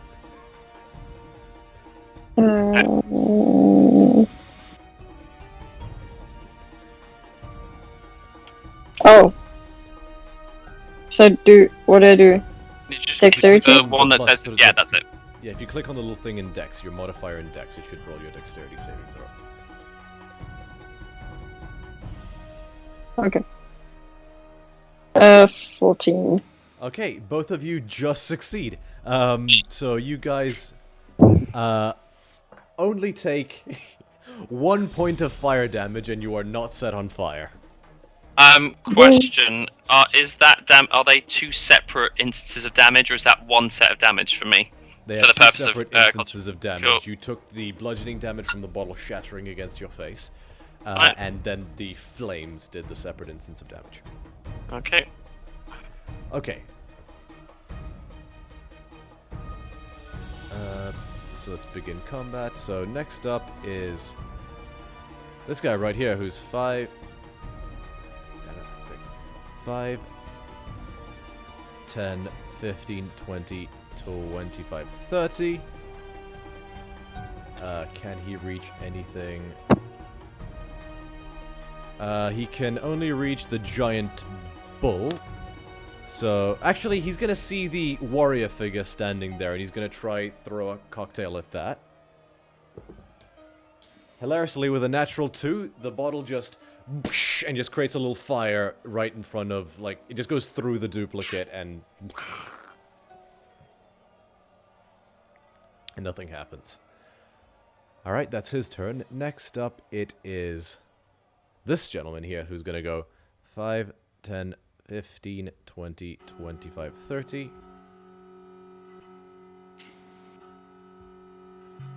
And this kobold you see is carrying a large barrel on his back. He's going like, "Arr, arr, arr." He's sort of like, "Arr," and then hurls the barrel.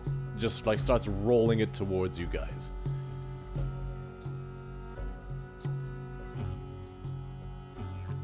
And he just hurls it. Do I have a barrel token? I should do.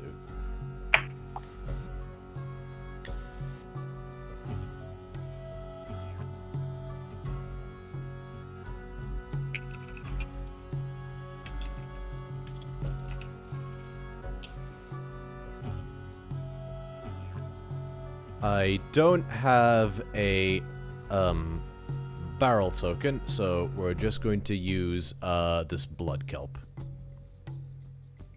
He's gonna hurl it 5, 10, 15 feet in this direction. And it's still rolling, it's just only rolled 15 feet. But it's gonna, you get the sense it's gonna keep rolling.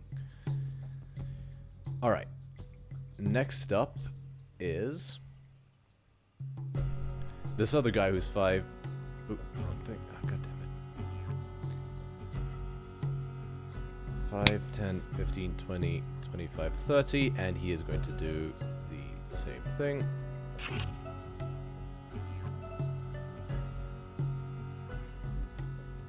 So you got 2 barrels rolling towards the bridge. Alright, next up. This guy is, he's confident, this little kobold here, he's confident that the gargoyle is going to keep you at bay, so he's kind of gonna, shit!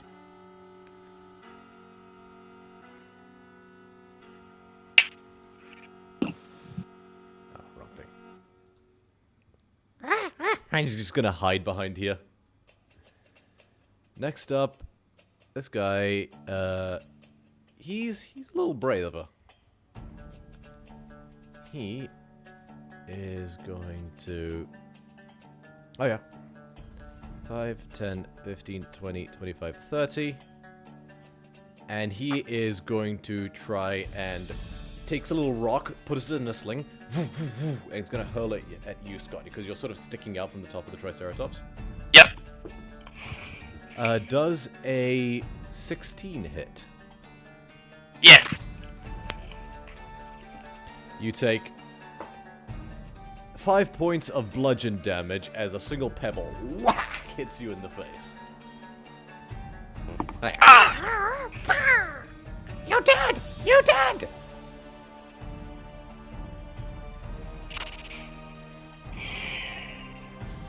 Next up, 5, 10, 15, 20, 25, 30. He's going to light his rag and then throw another bottle as well, this time at the bull. Amalia does a... that's a natural 20.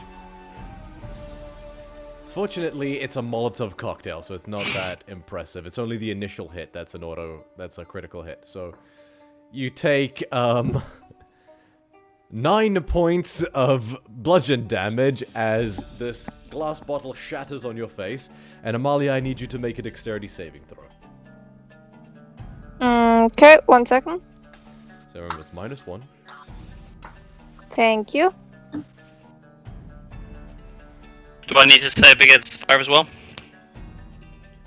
No, because you're more than 5 feet away from her face.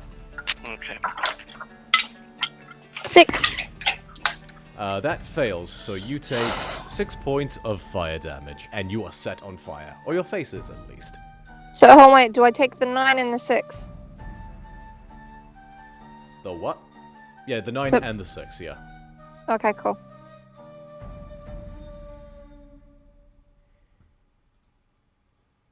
You're on fire! You're on fire! Alright, next up is this little kobold right here, who's 5, 10, 15, 20, 25, 30. He's gonna throw a slingshot at, yeah. Right there, he's gonna sling at the bull. Does a 18 hit, Amalia? It does. Okay, so your bull form takes 4 points of bludgeon damage.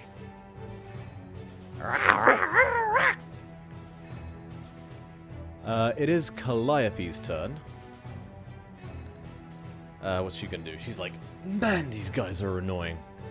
She's got to keep concentration on the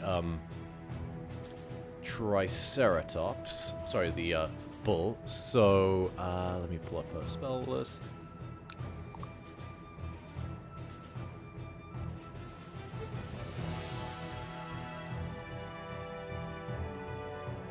Yeah, she's just gonna do a chill touch cantrip against one of the kobolds in front that she can see. Easily hits.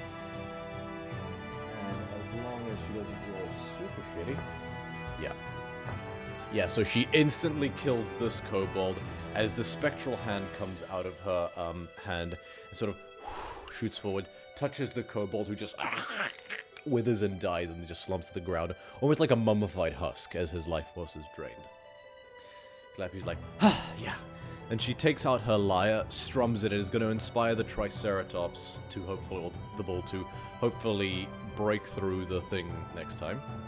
And she's like, ha ha ha ha, like her usual, like, siren song to serenade you, Amalia, and you can take a D8 to your next whatever roll you choose. Okay. Okay. So that's her turn. Let me just, yeah, that's a cantrip. Features and traits, bardic inspiration. That's taken care of. Next up is this little kobold right here, who's going to... Okay, so interesting point of order, actually. So, you guys watch as the three... you get a glimpse of a single kobold in one of the towers. And you do see... No, you see a couple of them sort of rummaging around in the tower. You can barely squint through it. You watch as the giant urn rotates and just points its mouth towards you guys. And then a jet of flame shoots out towards you guys. I need Eudokia, Amalia, and Skotinos all to make dexterity saving throws. Oh, fuck's sake. That's a really cool contraption. So I'm not even mad. Even though I rolled a 5, I'm not even mad. I rolled a 22. Okay, you succeed. Amalia? Question, can I add the... Oh! can if you Natural like. 20. Never mind. Okay, good. So, those of you who succeed... So, Scotty, actually, let's just do Scotty first. You take... What, 8... 11 points of fire damage. Okay. Everybody else takes 5. As you guys are just sort of wreathed in flame for a second. By this thrower of flames contraption. And it's like a proper one of them old-style Greek fire cannons that's crank-worked and sort of like just has like this barrel-squeezing mechanism that squirts liquid flame out. Alright, Scotty, it is your turn.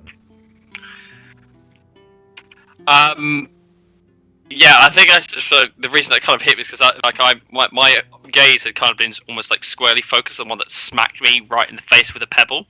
And I opened my mouth to speak, and I just get sheathed in fire. Interesting point, actually. Your blood extraction, is it at the end of always your turns, or at the end of the creature's turn as well? At the end of my turn. At the end of my turn, because I know there's another one in there. I've been doing concentration checks, so it still is currently running, but I haven't gained the temporary hit points yet. So, is it the one with the cloud of daggers that has fired at us, or is it the one on the left that's fired? Yeah, so actually, yeah, it is that group. So they've ended their turn there. So, that one, so they all go together. They all are in the same initiative order together. I'm going to skip over them when I come to them going further down.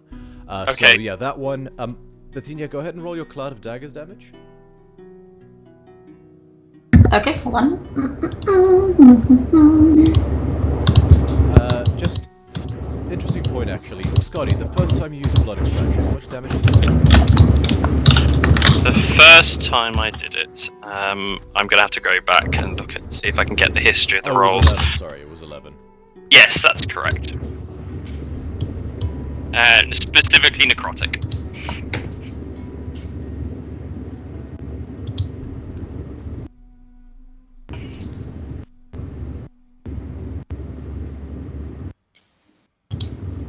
Okay, so on this, survey says 20 total. Nice. So one of these, so that kobold is just blended into oblivion, and you watch as the daggers also seem to be cutting up, and they're cutting up the actual tower itself somewhat. The tower is taking a bit of damage. Oh, good. That's cool. Okay, well, yes, mine was going to be on the one that cut the thing at me, and also the tower, but since that's going down there, I'm going to instead turn and look in the direction of the next closest tower, and I'm going to go, let's see what you can do, and sort of like reaching down, initially kind of like rubbing my temple where I still can kind of feel the stone has definitely done more damage than I realised, and I'll grip hold of the shard of the Scholar Veil, and I'm going to cast. I'm going to quicken cast hemokinesis. Sorry, not hemokinesis.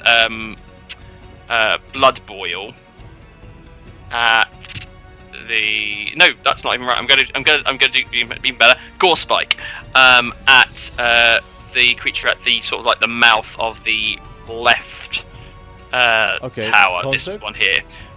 It is. I think I have to do the wild magic roll first. I'm not sure if that applies before anything else. He rolled a 7, so let's keep that in mind. Yeah, roll a d100, Scotty. So you watch as he clutches that shard he found on the other kobold sorcerer, and it sort of glows for a moment, and you swear you guys hear for a second the sound of a satyr revelry, just like sound of chaotic music, for half a second.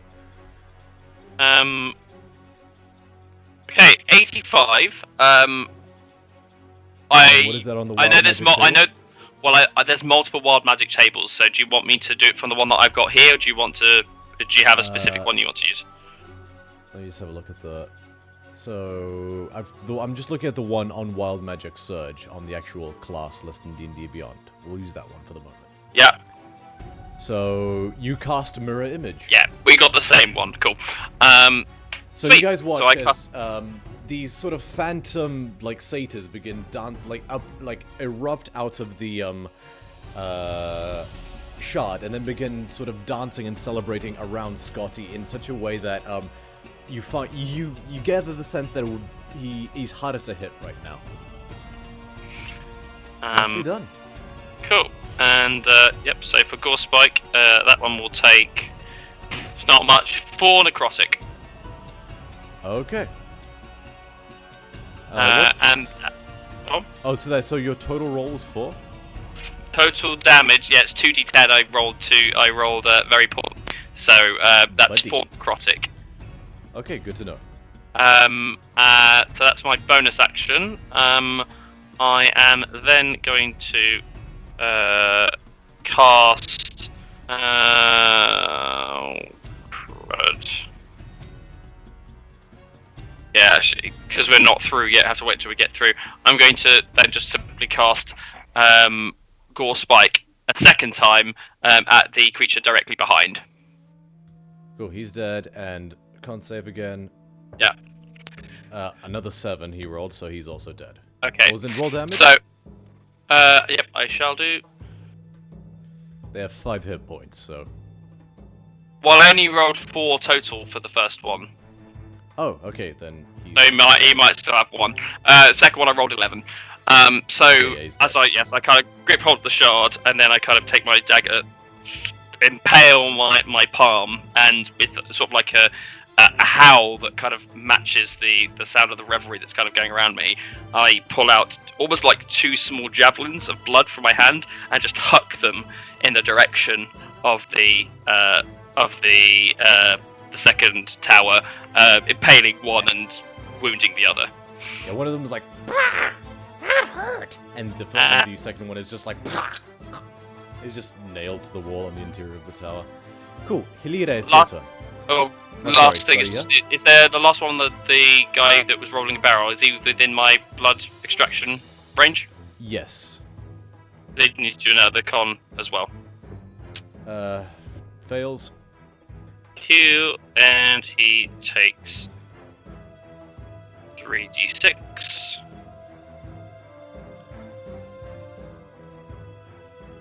It takes a lot. 13. Yeah, he's dead. And I Interesting add point that of order, to actually. 1 second. Say that again? I'm just double checking something. Sorry, carry on. Cool. So the orb there at the moment is just like building like this swarm of this red ichor or whatever it is that's just pulling stuff from it. It was 11, you said, right? Yes. The casks, because they are not immune to necrotic damage, both shatter and spill gallons upon gallons of that liquid in, I'll say, that much of a circle. Yay! They just and then just spill out this liquid, and that's just a pool of it. Happy days. Okay, Hilira, it's your turn. Okay, as my bonus action, which I should have done last turn, but I forgot, I want to cast Spiritual Weapon at a 2nd level. And Okay. I want to have it, I can have it 60 feet away from me. We'll use Rhea's one for the moment, but we will get you a new one at some point. I don't think I can do anything with it right now because it takes an action. You can attack. So what I'm no, gonna... you can, no, it's a bonus action, and you can attack as part of the same thing. Yes! Then I want to do that! Okay, I I'll wanna just give you attack. permission to use the spiritual weapon.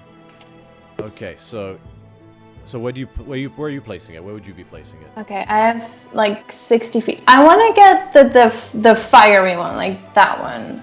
I don't know if Okay. you can see me. I don't know how this works. Yeah, I want to you get can that put it one. Cool. Yeah. Go ahead and make an attack roll. I need to find it again. Okay.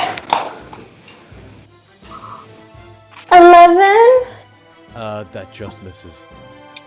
Frick. Okay. Unfortunately, the angle's a little off, and this guy's pretty short, so he just ducks it. He's like, I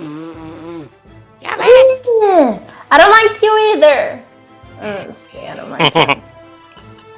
you don't want to use your action for anything?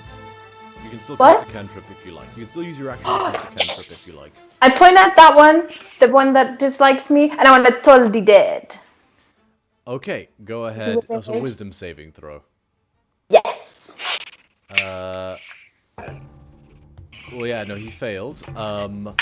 So, because he's at full health, it would be a D6, I believe, instead of a D8. Instead of a No, D8. it's a D12 on Toll the Dead, I think. It says 2d8 damage. The die type becomes a d12 if the target is... Okay, missing yeah, any so my bad. tips. So yeah, roll 2d8. 10! So he does this whole like, yeah man, and then bong, and he just ears ring, and like blood comes out of his ears and nose, and he just dies.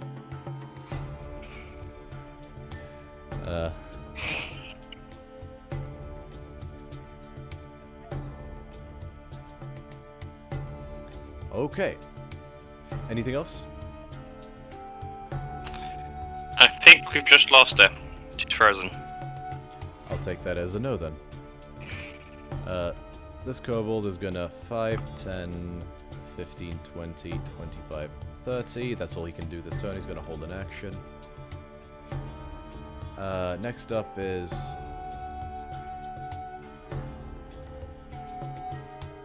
Oh, no, that's where he is. 5, 10, 15, 20, 25, 30. He can't really see you guys, so he's gonna dash. 5, 10, 15, 20, 25, 30. Next up,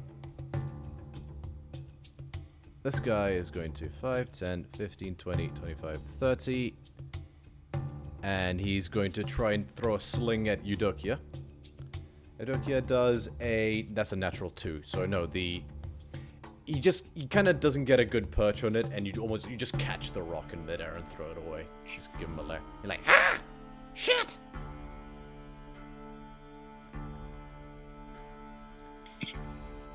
And, next up, this guy, seeing him miss, he's like, you idiot! You throw it like this! He's gonna try to do the same thing against you, Eudokia. I'm guessing a 14 doesn't hit? A 40... No, it doesn't hit. You cut the rock in half with your short sword. Okay, I admit, it is harder than it looks. Is that all you've got? Pretty much, yeah. That was kind of the golden ticket.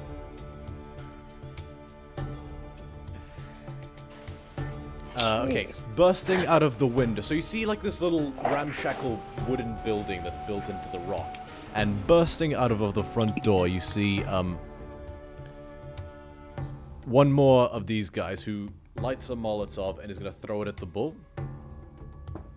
But I'm guessing a 13 misses. Amalia, Triceratops.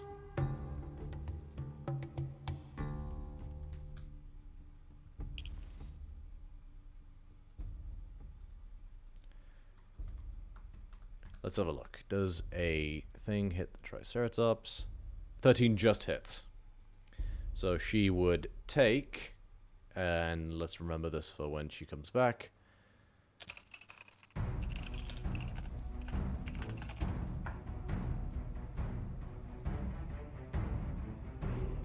Uh, 6 points of bludgeon damage, and she'll have to make a saving throw. We'll just keep track of that.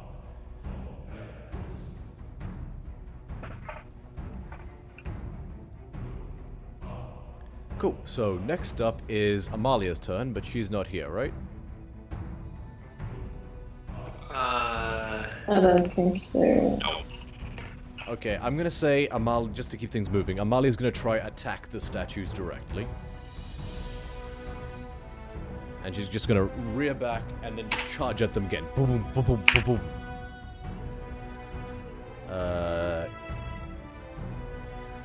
Yep, so she's used trampling charge.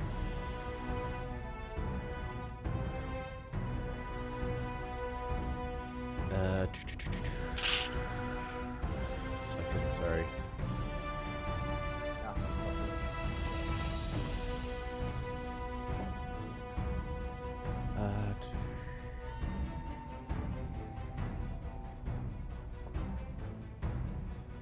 Cool, so that is a 24 to hit, which hits. She is able to sort of pierce through the stone slightly. So the statue takes...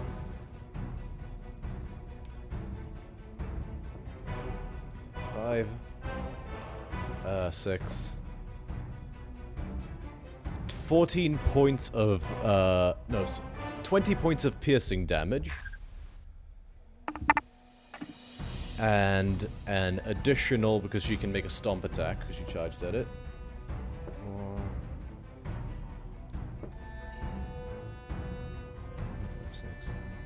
An additional 15, so, no, 15, 21, so 41 points of piercing and bludgeoning damage. She just breaks off sections of the statue. It's still intact, but barely. And then she's going to try still make an athletics check as part of that to break through. And she rolls a natural 1, so which is appropriate. She's still not able to pierce through the statues, unfortunately. Damn. Okay, next up is this kobold who's going to throw a sling against her. And misses.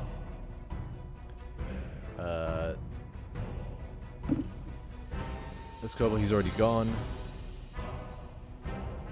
This guy's gonna bust out of the doorway, move to here, and he's gonna throw a Molotov. Let's see what he does. He throws a Molotov at the duplicate and it just passes through.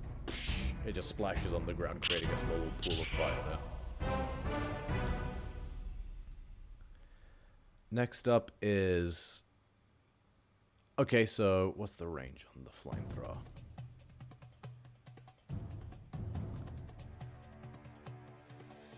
...60-foot line. Nope, they can't reach you guys, so they're gonna hold their action. This guy's gonna run out. And... he's going to try to throw the Molotov at you, Eudokia. It will be a disadvantage because it's his long range. Yeah, no, he goes too far and it sort of ploosh and just bloop, bloop, bloop sinks into the water. Eudokia, it's your turn. Okay. How many hit points do the gargoyles have left? You don't know. But the one on the left looks wrecked, like, it looks like it's on death's door. Okay. Can I...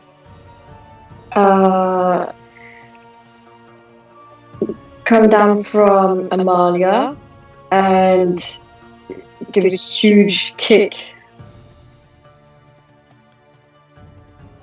on the... A kick would be a strength check.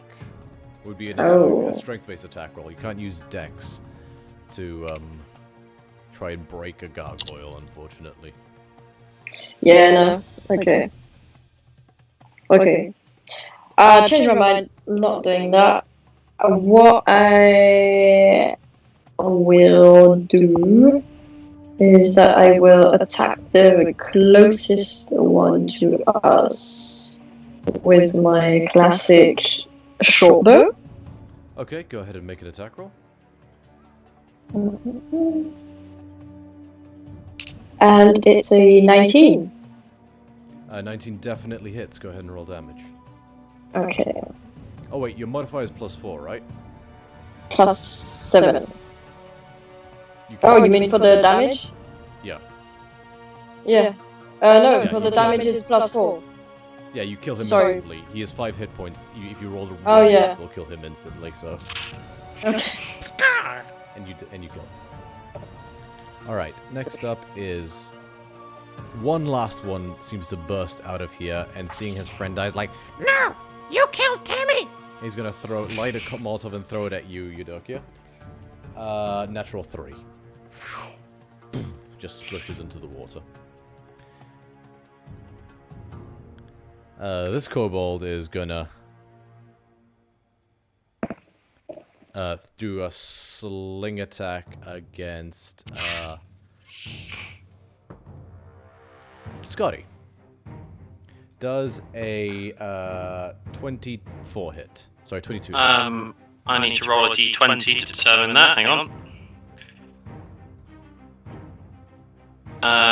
It hits one of the duplicates that puts into. Oh, god damn it! The shooting comes a bit like I'm kind of like the music's probably like all playing using Sean. But yeah, one of them disappeared, so I've only got 2 left. Copy that. Sorry, well, yes, Daphne?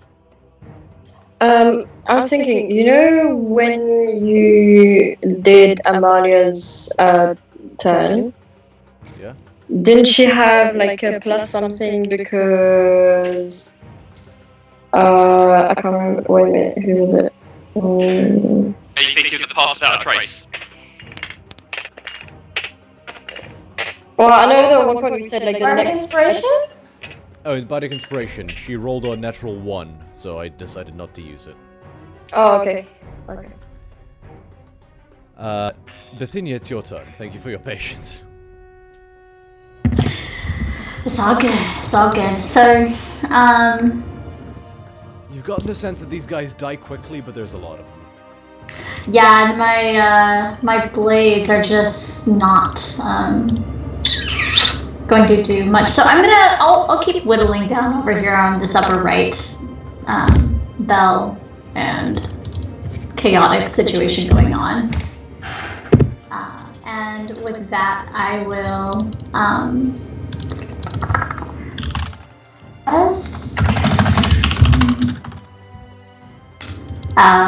Eldritch Blast it? Okay, do that? go for it. Maybe? I'm feeling kind of Eldritch Blasty. I haven't yet. Sure. Yeah. We're gonna do it. Who are you Eldritch Blasting, sorry? Ooh. Sorry. Because I can't attack the bell, right? I have to attack the... No, you can attack the urn thing. Okay, I'll do that. I'll attack the urn. Okay. Go ahead and make your separate attack rolls. For you using Eldritch Blast. Mm-hmm. Hold on. Yeah, so go ahead and roll 2 attack rolls.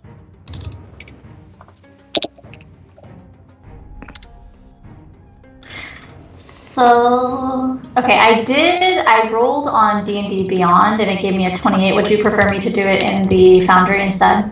No, D&D Beyond's perfect. Was that a natural 20 then? It was a...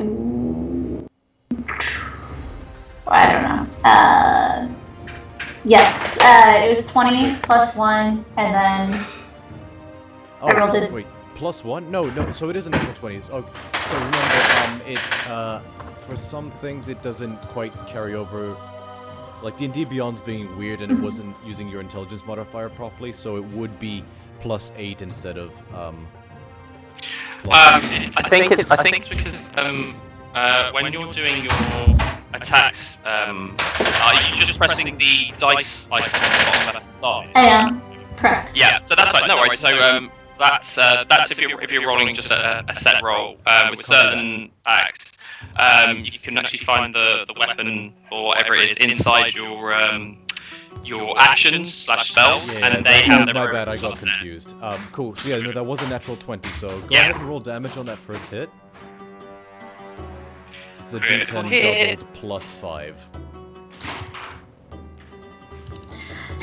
And for some reason my spellbook isn't updated on Foundry, so It wouldn't be, I haven't been doing that. okay. So then let me go back to D&D. What is that? My D20 that I'm rolling? No, d10, so for your damage on the first Eldritch Blast. So roll a d10, So- and the number's doubled, and it's plus 5 for your agonizing blast. So my first one is up with a 2. So that's a 4 plus, I'll tell you what, I'll let you roll double dice if you like, instead. It's up to you if you want to double the number rolled or... I rolled a 1. Okay, so we'll just keep the original. So 4 plus 5, so 9 on the first one. Okay. Roll your However, second it attack. says... Oh, okay, so it says custom roll 7 to start, and then my second D10. Oh, custom roll 7? Sorry, I'm just like...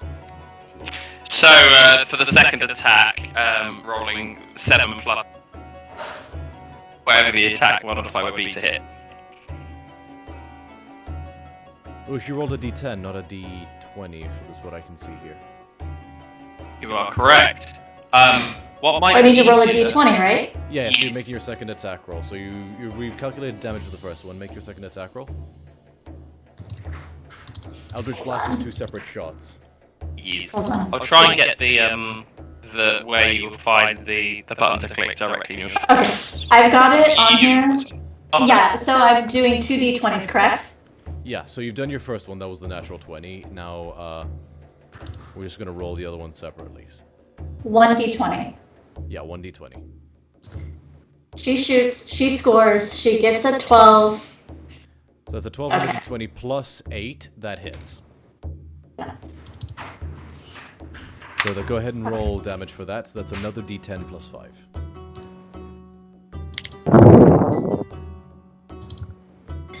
She shoots, she scores, she gets a 1 plus 5. That's 6. The entire tower goes up and just explodes outwards, sending shrapnel in all directions. Pew, pew, pew.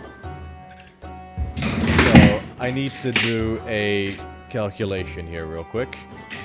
Because I need to remind myself what the range is on that explosion. Each creature in a 20-foot radius. Okay, so... My orb is a good example then. You can use that model if you need. Oh, this should be fine. I'll just create a second one.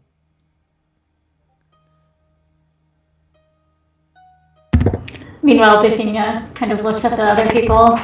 Aim for the towers. Aim for the bells.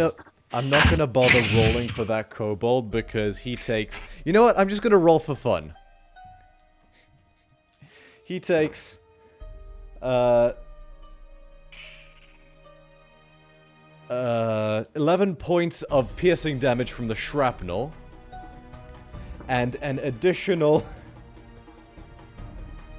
13 points of fire damage. He is just... He is a shadow on the ground.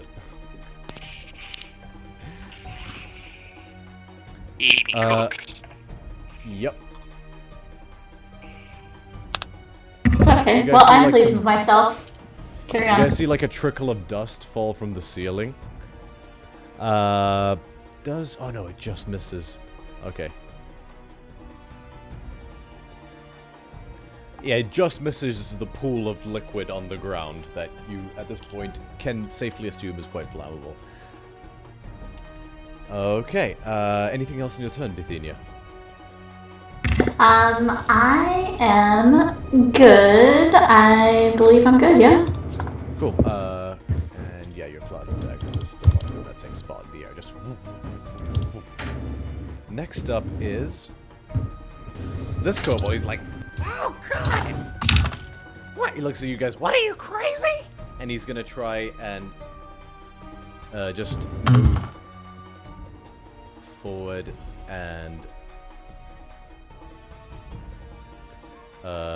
just try to shiv the bull. Natural 20, so Amalia takes 11 points of piercing damage from his little butter knife, just like... you can't move your cloud of daggers, Bithynia, unfortunately. I don't believe the spell allows that. It'd be an amazing spell if it would. It would be awesome. Don't ask, don't yet.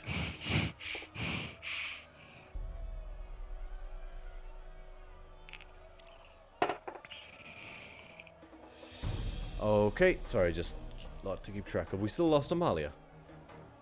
I'm afraid so, yeah. Oh no, Amalia's in. Just muted at the moment. Okay, top of the initiative order. This guy's gonna 5, 10, 15, 20, 25, 30. And he's gonna throw a Molotov at you, Bithynia, after seeing you blow up the tower. Lighting in the process. I'm guessing A11 doesn't hit. No, it does not. Yeah, you just do a quick finger gun Eldritch Blast and shoot the Molotov out of the air.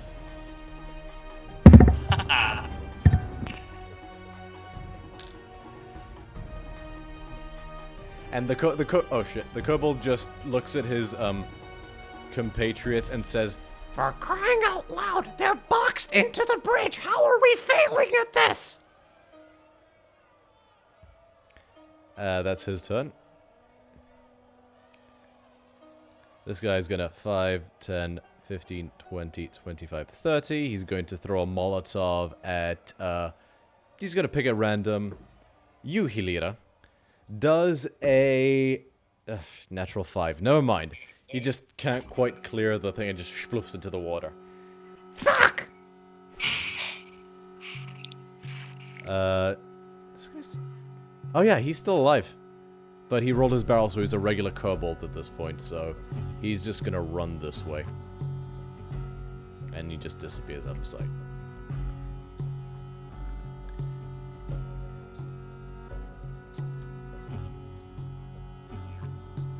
Next up is...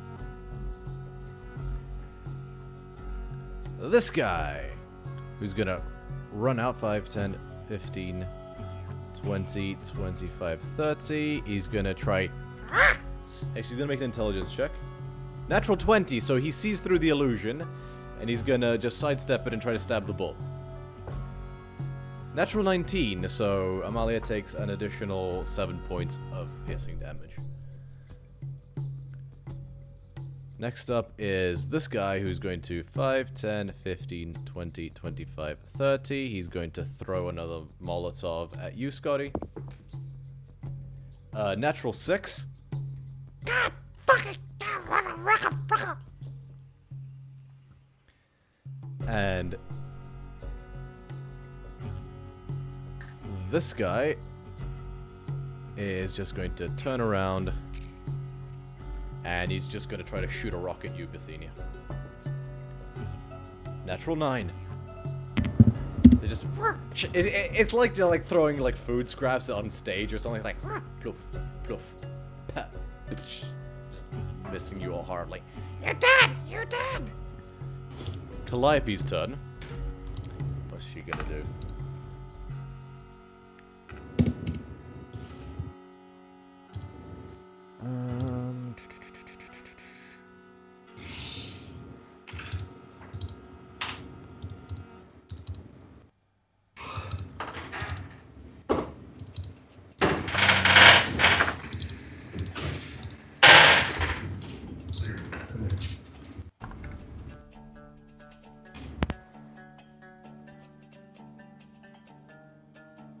She's gonna cast Summon Underworld Guardian. So she points over to where one of the towers is, and her eyes roll back, and she's like, in like a black speech, and the portal opens and outsteps the two-headed Cerberus. And she just gives one command. Burn the towers. So she is going to, where is it? Yep, she's gonna drop him here, roll his own initiative. Oh, he rolled really well.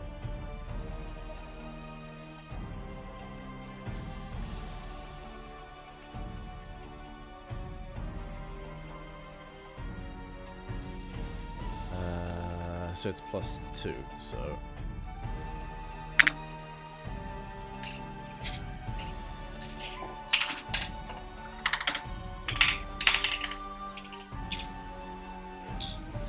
So he actually gets a total of 18.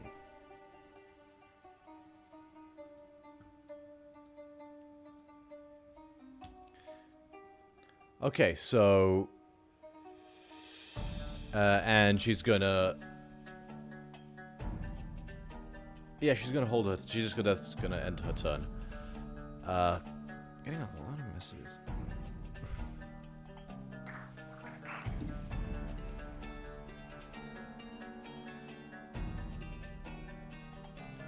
Cool. Sorry, I was just reading what you guys were saying. Scotty, it's your turn. Okay. So, having had plenty of things kind of chucked at us, and hearing Bithynia calling for us to destroy the towers, I kind of look over duck just in time for that Molotov cocktail to kind of miss past me, and I, for a moment, focused on that one that chucked the Molotov at me, and burning through another 2 sorcery points, I'm going to sort of like almost like a dismissively cast Gore Spike at that one. Point of order, actually, sorry. Your blood extraction at this point would have destroyed one of those barrels, so now there's another pool of liquid over there. Okay. The only thing I say is, if it says that creatures without blood are immune to the spell, would that also mean that the barrels are immune, or are they being affected by it as a thing anyway? Because I'm happy to take the damage because of a lot of the restrictions on my abilities that it purely affects creatures and things with blood. I forgot about that. We'll say the others got shattered just by happenstance, but no, actually, good point. No, that's fine. I'm very happy to be OP, but I think in that one probably. If they've got blood, I can do many things, but otherwise that's it. Alright, but yeah, so I will sort of like, as the one kind of ducks, I'm going to like almost dismissively hug out another Gore Spike at that one as a bonus action.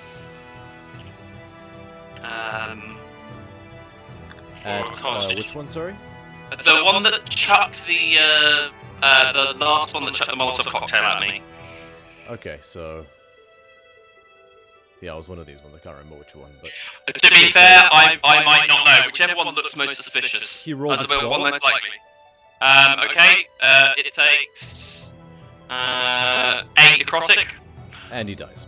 And then I will look beyond it and reach out with both my hands. I'm going to recast Blood Extraction. Thematically, I'm imagining what kind of happens is that the other orb kind of comes back to me, and I gain the temporary hit points. Yeah. I don't know how if that works as a your thematic body, point. and then you fire it out again. And you can see now that the veins that my veins are now much more noticeable, like much more demonstrably darkened. As whatever I've just taken from this orb is kind of like pulsating through me. My eyes now have narrowed even more so, but the pupils are even more like a burning red. And I recast the spell over here. Okay. So it's a con save from them all, right? Well, okay, Yep. roll your minimum damage first. 3d6. Just out of curiosity. Of course. Oh, it's not that high actually. So maximum is 9. So minimum would be 4. You... Oh, okay, so... I rolled really poor. What's the DC again? 15. Okay, so fail... Fail... Fail... Fail... Fail... Fail. You kill all the kobolds in those 2 towers. Just... And they just instantly vanished out of existence. Oh, there were 6 of them this time, just as a heads up. Okay. Thank you. Okay. I'll keep track of that, yeah. Next up, the Cerberus is going to just hop one this way, turn this way, and just spew molten rock at the tower. The tower takes 3d6, I believe. Let me have a look at the... Yeah. Cool, so 11 points of damage, and I need to roll a d20. Cool, the tower does not explode. But it does take 11 points of damage.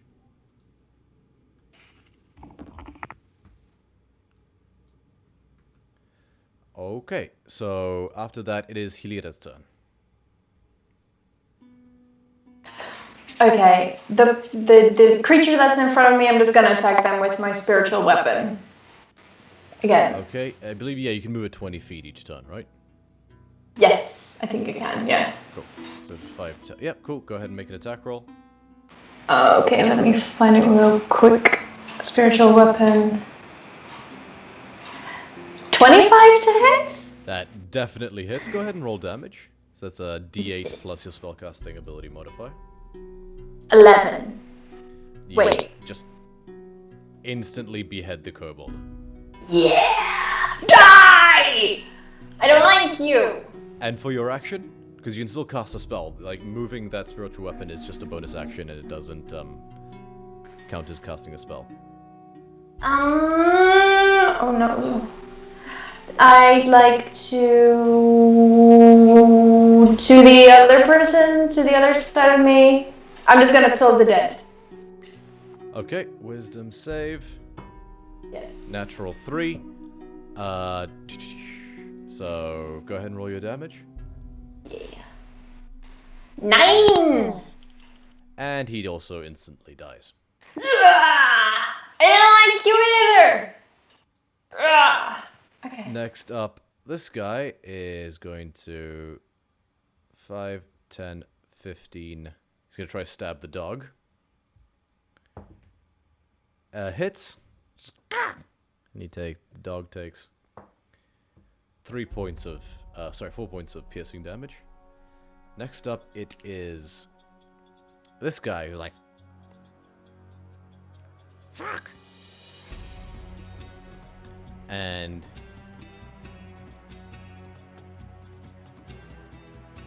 he's just gonna say, Emergency. he's gonna light a Molotov, and he throws, and you think he's missed until the bottle careens over your guys' heads and strikes those 3 barrels right next to you guys. So that's a total of, I need to roll for fire damage.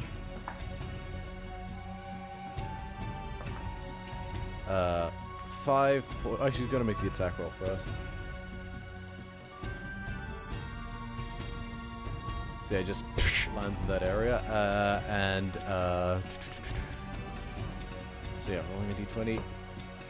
Oh no! So yeah, which starts a chain reaction. All 3 barrels simultaneously explode in, I'll say, a 30-foot radius.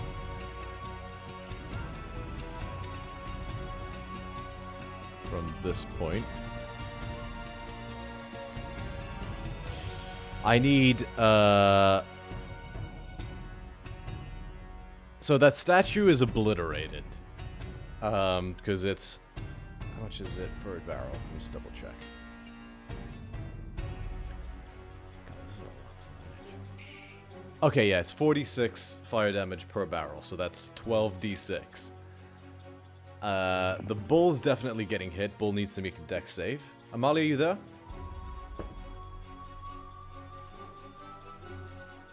Yeah, I'm here. Okay, roll a dexterity saving throw. 1 second.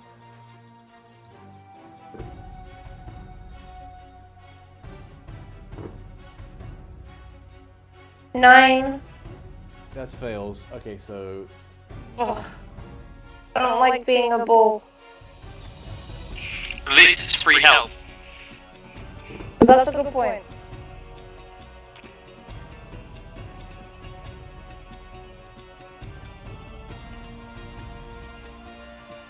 you take 53 points of fire damage as these 3 barrels just erupt outwards with a small mushroom cloud.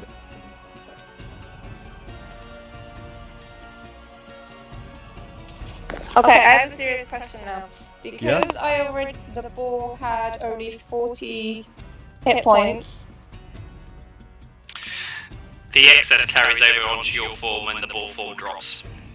Okay. So 13 points of fire damage. That's not bad. Considering. Plus, we can now get past, so we don't, the ball has served its purpose. Oh yeah, Bull was an amazing damage sponge throughout all that. Yeah, it took 95 hit points that you didn't have to. That So, is a good point. Yeah. And now Amalia can Echo Knight everything. Cool, so Amalia, you appear there. oh! Yeah, you guys all fall. Actually, yeah, make dexterity saving throws. Dexterity saving throws, Yodokia and Scotty. The DC is 5. I'm just gonna tell you. The DC is 5. Okay, yeah, I'm past. Okay, so yeah, you guys were. It was more rolling. Do you for want me favors to than make a layering concentration check? Yeah, 8. No, you were just out of the range of the. I just meant for falling off. Oh, how much did you fail? No, I passed. Yeah, no, you land on your ground. No concentration check required. Okay. So that entire area goes up in flames, and now there is a small crater. And yeah, that explodes as well. And I'll say, just for good measure, the tower also explodes, because it's just a chain reaction and that whole thing erupts outwards. Fortunately, this tower is already exploded. So yeah, just this entire area here is a crater. Just right there. Alright. The little kobold's like, Light 'em up, baby! Woo! next up is this kobold, who's gonna be like 5, 10, 15, 20, 25, 30. He's gonna throw a sling at you, Amalia. Of course he is. And it just, pang, bounces off your armor. Next up is this one, who's gonna 5, 10, 15, 20, 25, 30. He's going to, sorry, over there, he's gonna also throw a sling at this new Leonin intruder. Natural 1. Pang! And this one is going to throw a Molotov at you, Amalia. Does a 22 hit?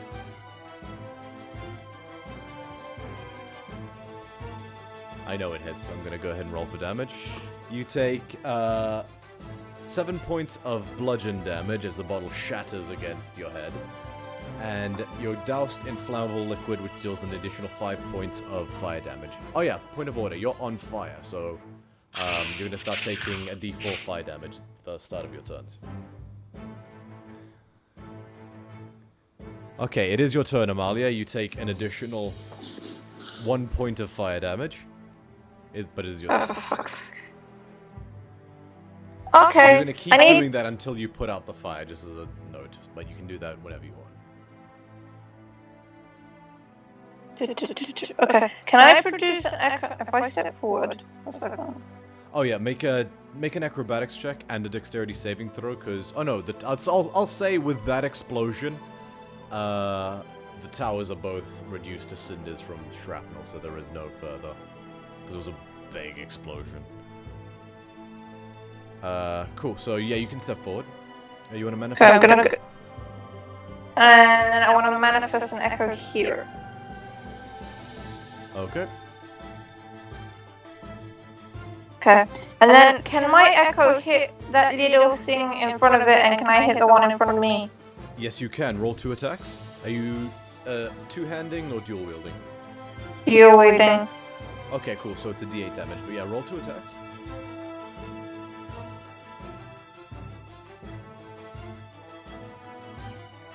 $13 is the first one.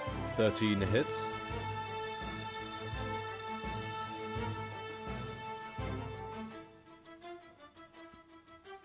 And 20 is the second one. Both hit. Roll 2 separate instances of damage.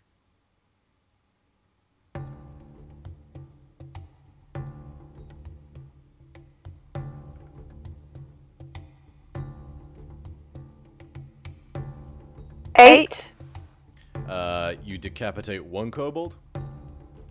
and 8 again. You decapitate a second kobold. Bye, bitches. Okay, anything else, Amalia? Question, can I try patting my fur to, like, get out the fire? That would be an action, and you've already taken the attack action. Okay, never mind. Cool. This one is just seeing you decapitate 2 of its friends. It's gonna throw another Molotov at you, Amalia. But misses with a 15. Next up is this other one who's also gonna throw a Molotov at you, Amalia. Hits with a 22. Question though, is it at me or is it at the echo? It's at you. So your echo is a little less subtle about splitting into 2. So So you take 5 points of bludgeon damage and 2 points of fire damage, and you're more on fire. Eudokia, it's your turn.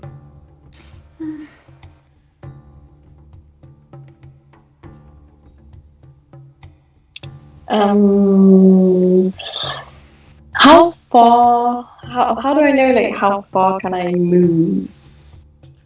Your movement is 30 feet, so that would be 6 squares.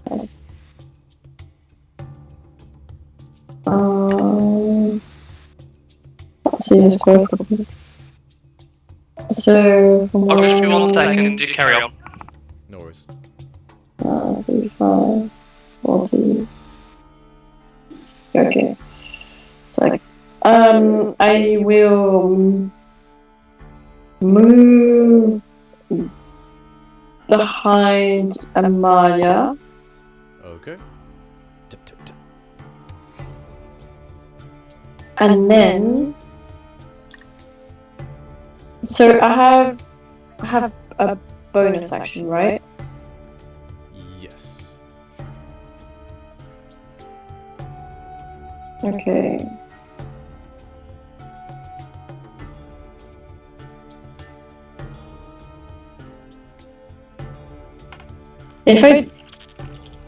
If I do fog cloud, can we see through it? Nope. Okay. Not for creatures that are further than 5 feet away from you. Okay, so what I will do is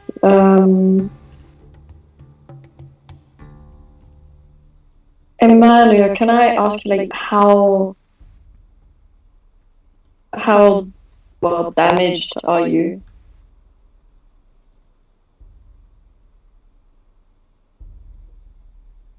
I'm on fire right now. How damaged do you think I am? What are you doing? Okay.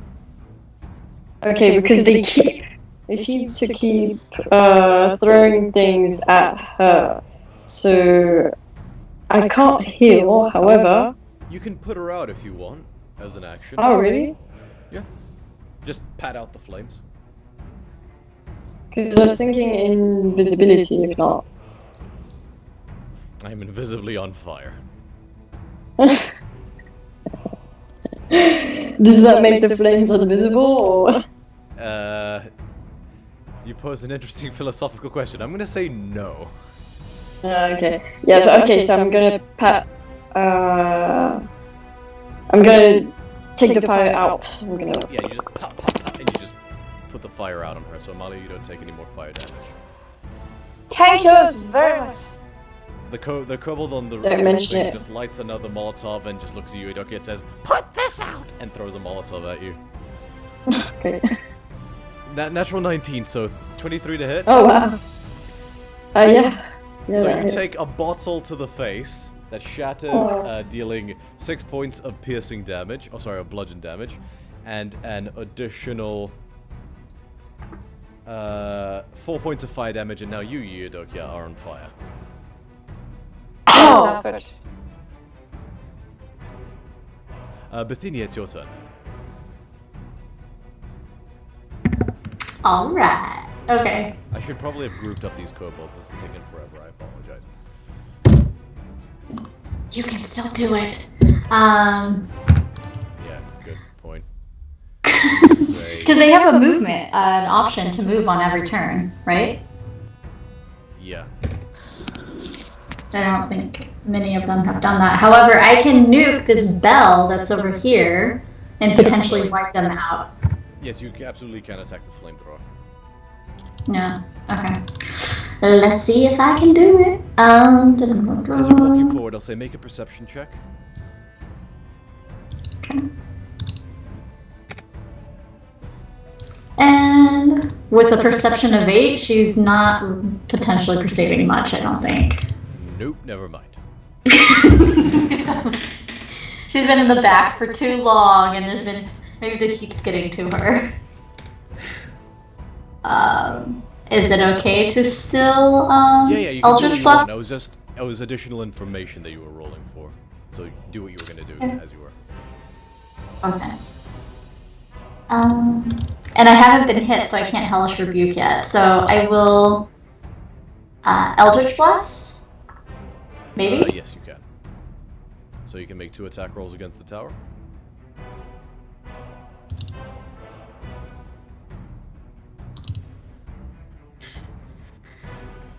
I got a 26. Definitely hits. Do your second attack roll, just to get them out both out the way, just to see if they both hit. 1d20 this time? Yeah, so again, so Plus that's 8. your second, yeah. Okay. I do it a second time. That one only rolled a d10. I don't know why I did that. Roll again, like Okay. just roll a d20. I'll just roll a d20, yeah. So, but I get a modifier on that plus 8, yeah? Yeah, 16. Yeah, okay. 16 misses, unfortunately. Tower's too thick, the wood's too thick, so that one doesn't go through. But you, go ahead and roll damage on your first attack. D20? No, so D10 plus 5. Okay, so I got a 10.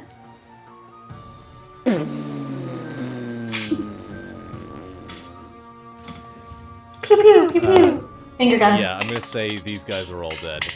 Amalia, your echo is wiped out as well. In fact, let me double check. It's a 20-foot radius. Amalia might take some damage as well. No, Amalia's safe, but the echo is definitely kablooied. Alright, top of the initiative order. I'm sorry, did you have more, Bethenia? I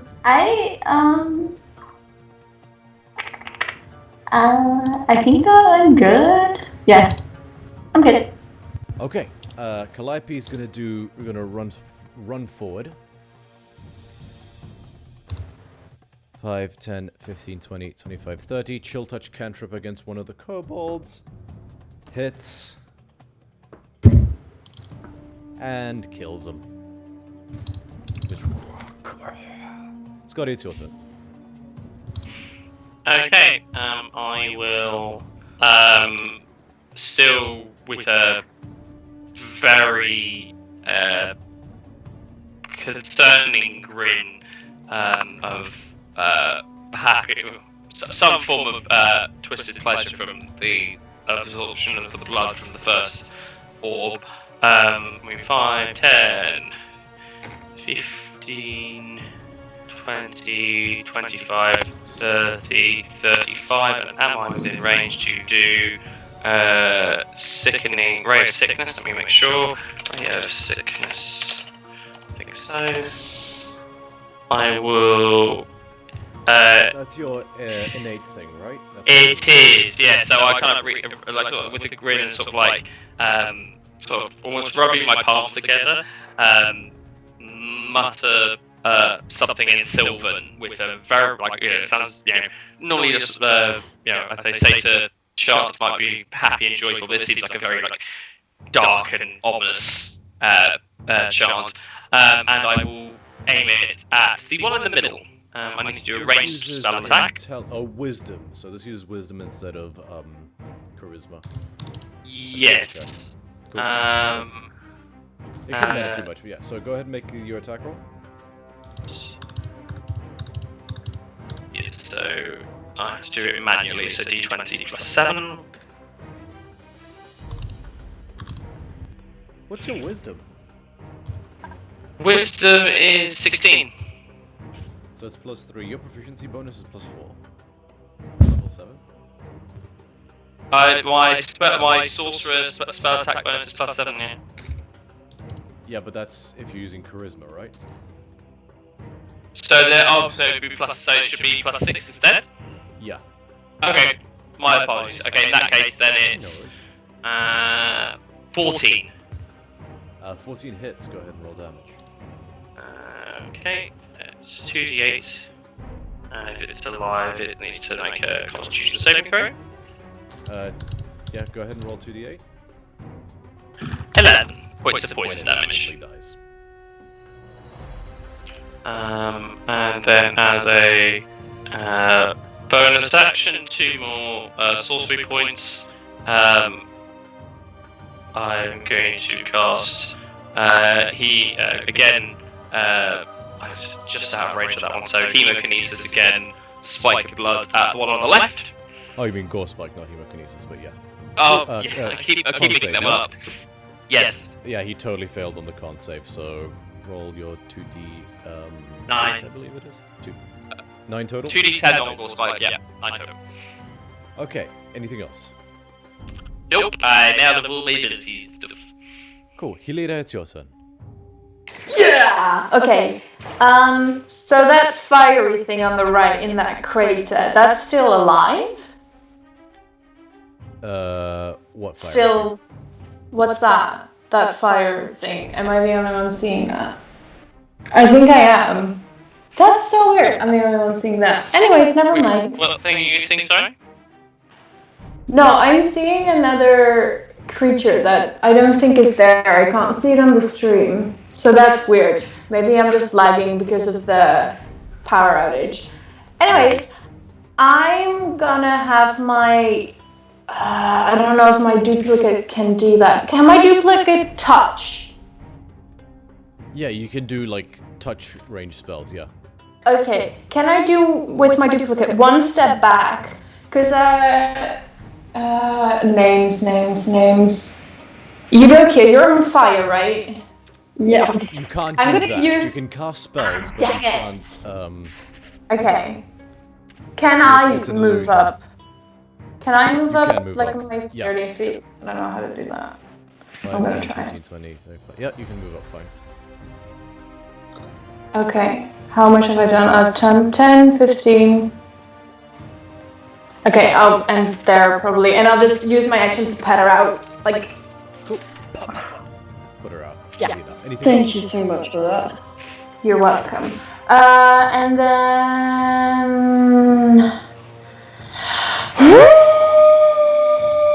That's your action, so you have a bonus action. Yeah, I'm just looking what I can do. I can attack with my spiritual weapon still, but I'm gonna go for the tiny one on the... I'm also seeing more that aren't there. Anyways, yeah, that's my action. Oh yeah, there's 1 left. Cool, Amalia, it's your turn. Okay, I'm gonna turn around and pat down. She's already been patted down. Oh, right, my bad. Sorry, did not Yeah, hear you're that. just My being bad. manhandled by like 2 different women right now. It's... Not complaining. Okay, so I'm gonna step forward. 1, 2, 3. Question. Yeah? My system's kind of lagging right now, but everyone's dead, right? There's 1 left. You can't reach him, but you could theoretically throw your hand axe at him. I also don't know if you have javelins, but if you do, you could throw those, and that would be a normal attack for you. No, I gave them back to Joyson. Right. So you do still have your hand axe, though. You can throw that. How far away is he? He's like 35 feet. Oh, I can reach them.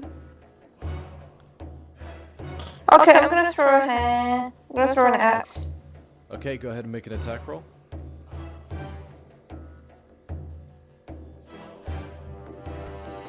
$24. Okay, and I'm not gonna make you roll. He has 5 hit points, and you have a 20 to your strength, I think. So, just hits him in the head, and he just slumps forward. Bye-bye. And he's dead. Combat appears to be over.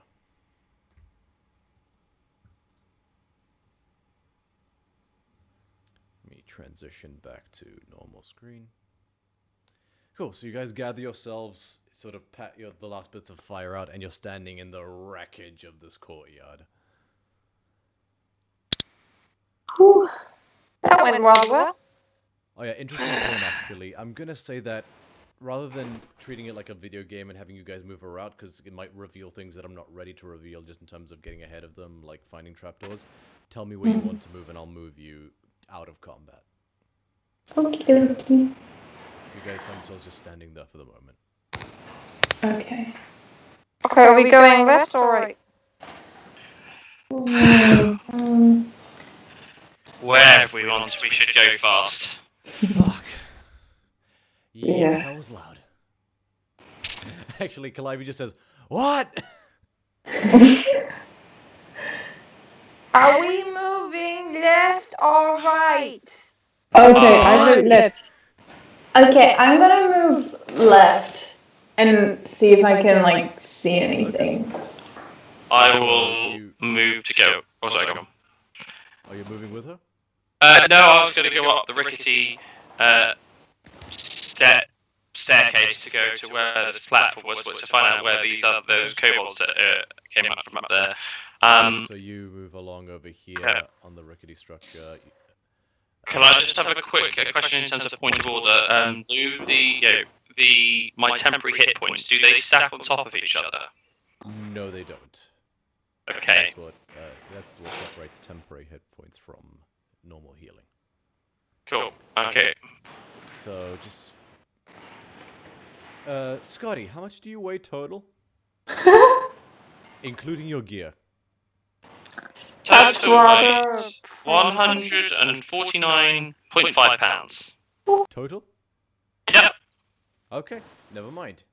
I'm a It's sprightly really boy. creaky, and you get the sense that Because I'm not wearing armor, you see. these planks weren't built for larger creatures in mind, but you're light enough that you do not break through and fall 10 feet. Sorry, or fall 20 feet, sorry. You're able to walk your way up there. You see a bunch of very faint windows. Actually, yeah, let me double check how this is written.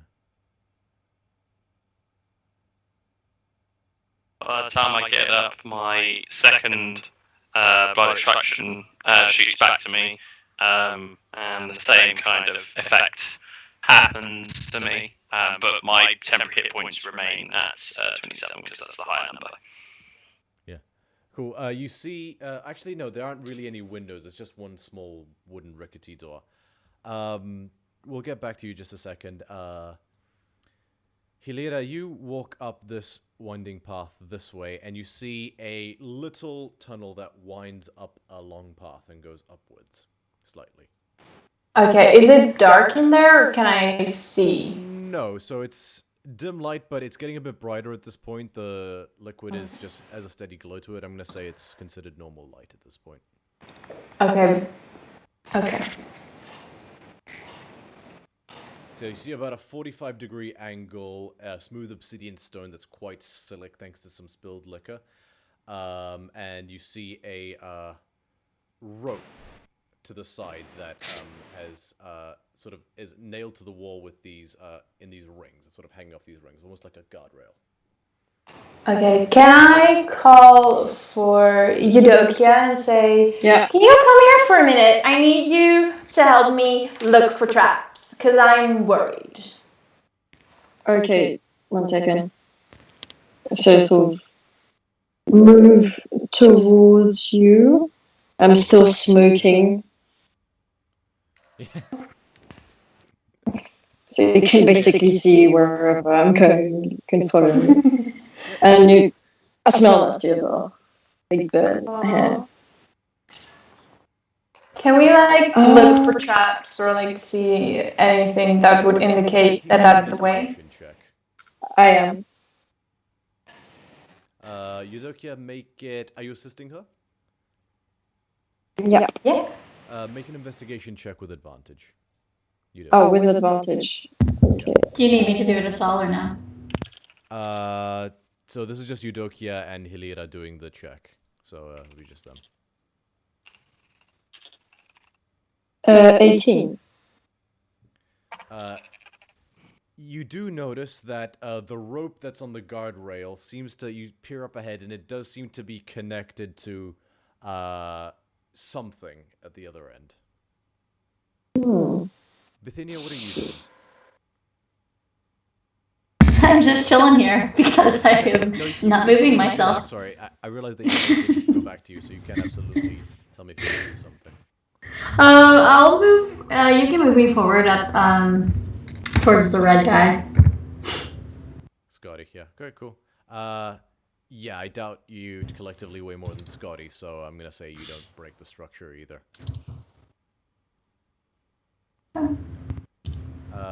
Scotty, make a.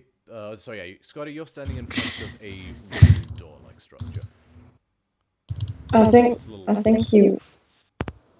He's up For to the moment, so Yeah. Dokia and Hilira, you're sort of staring up this 45-degree angle slope. And you get the sense that the rope does attach to something. Yeah, it seems like there's something on the other end. Maybe, I don't know. Do you think they could use it as a gun or something?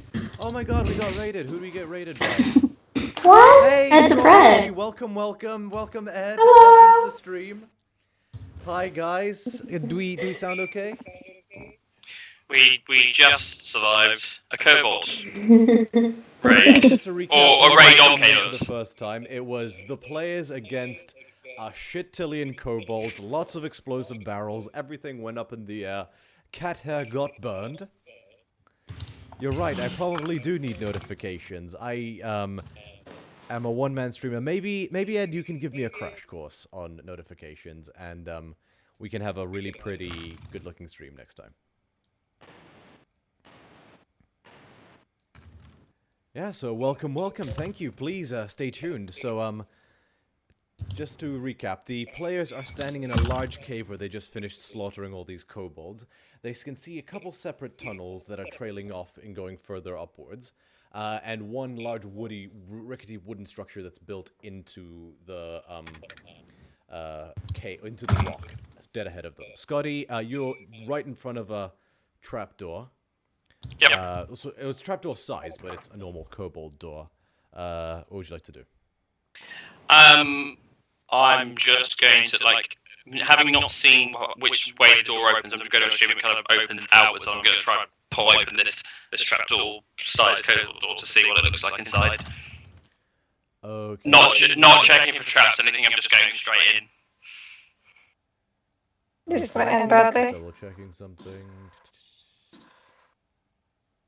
Yeah, no, the door, there is no traps, the door just opens. This low-ceiling room looks like a bar, albeit a tiny bar. The bar itself stands no more than 1.5 feet, and the tables are even shorter. Child-sized chairs made of planks and barrel parts clutter the room. From behind the bar, 3 creatures pop up holding bottles in their hand. Death to the intruders! For right now, Scotty, I just need you specifically to roll initiative. As you step in. That's a 15 for me. Cool.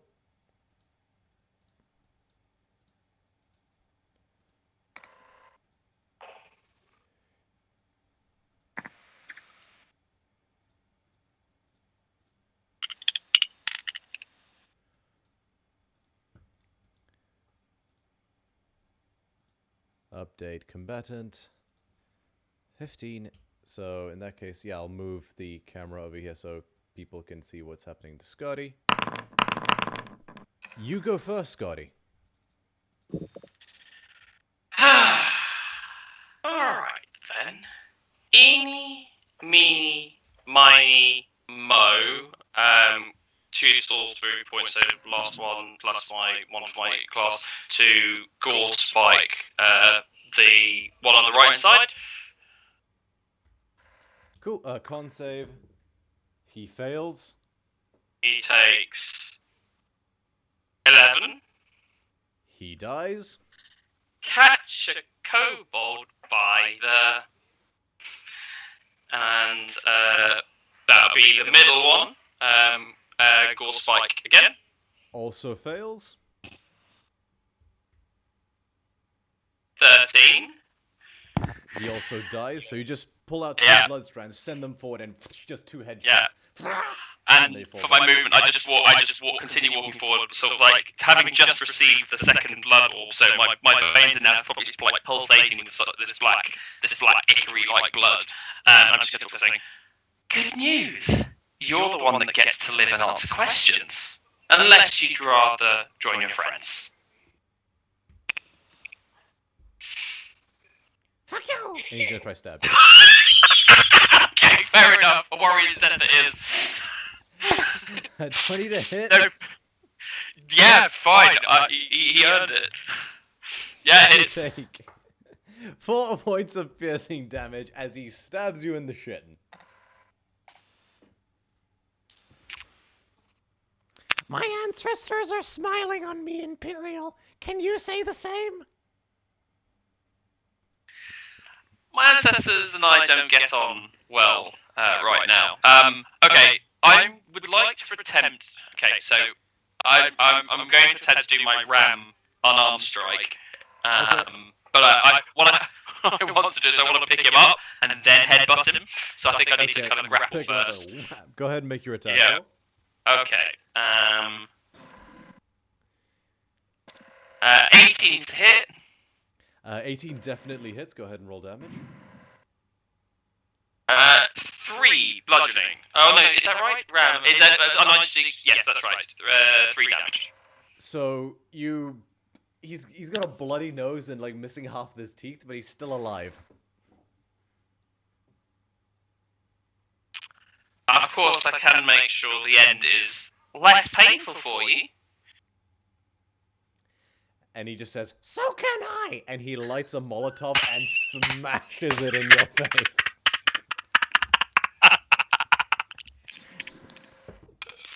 Natural 20! Oh, fuck. Yeah, fine.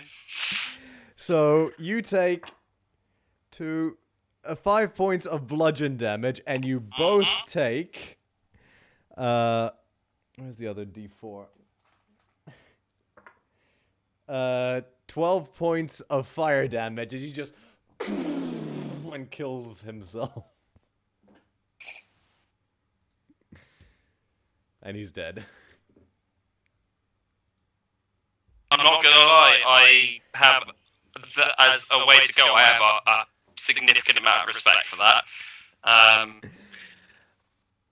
Cool, so that happened over the space of 12 seconds. You Yeah. guys hear like a boom, like from inside the building. What are the rest of you doing?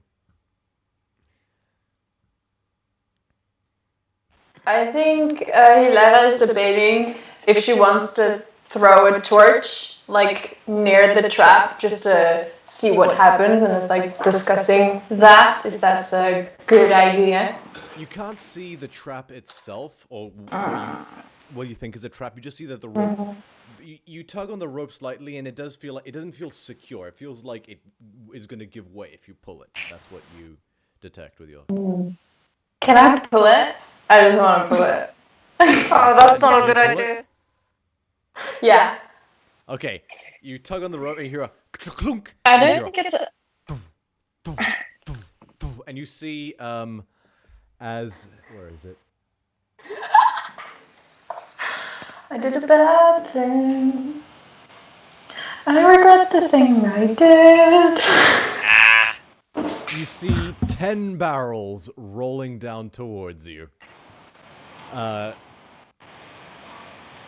Make So because you're at the base of it, you can see them rolling towards you. You have like a second's heads up. So you see these 10 barrels rolling down the tunnel towards you. What do you do? Okay. I try to jump out of the way and try and take Eudokia with me if I can, Yeah, like you see pull this her as away. well. Okay.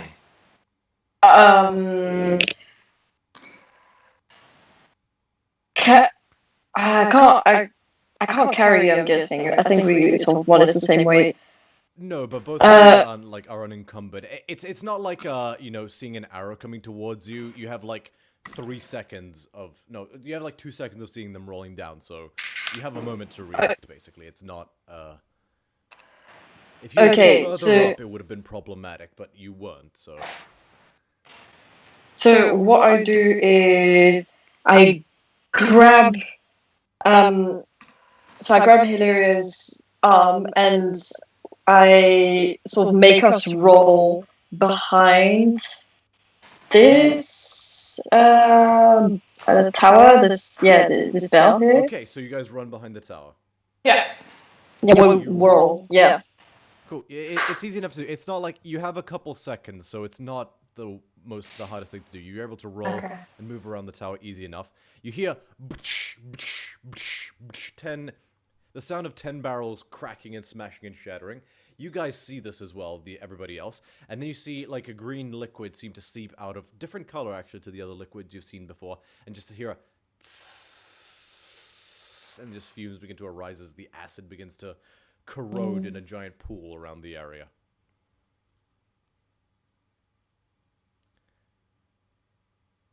Is the acid melting the floor? It does seem to be slightly, yeah. You watch as it seems to start to eat into the barrels as well. Yeah, I think we did a good thing. You know, now at least we know. Okay, so Eudokia and Hilira. That's okay, so I'm gonna say you're in range of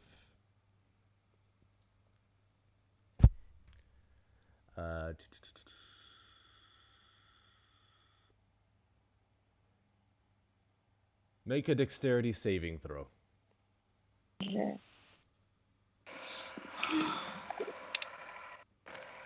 17. Okay, Hilira? 11? Okay, so I'm gonna just roll one set of dice for all of them, so that's 12. So 14, I'm going to give you guys my dice. so Hilira, you take 60 points of fire damage as the barrels explode. I'm down. With Eudokia, you take 30. No way. The entire Save the unicorn plush, please. that all lights up like Hiroshima. Well, I take 30. Yeah, We have 30. now taken more damage from self-infliction than the kobolds did the entire encounter. Guys, I think I'm dead. You're unconscious. Calliope I'm unconscious. It runs towards you guys and is gonna put a healing word into each of you. So you guys both heal 5 points of health. Calliope will mark off those 2 spell slots. Wait a minute.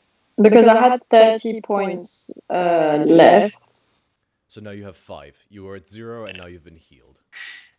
Okay, so healing 5. Oh, cool. Thank you.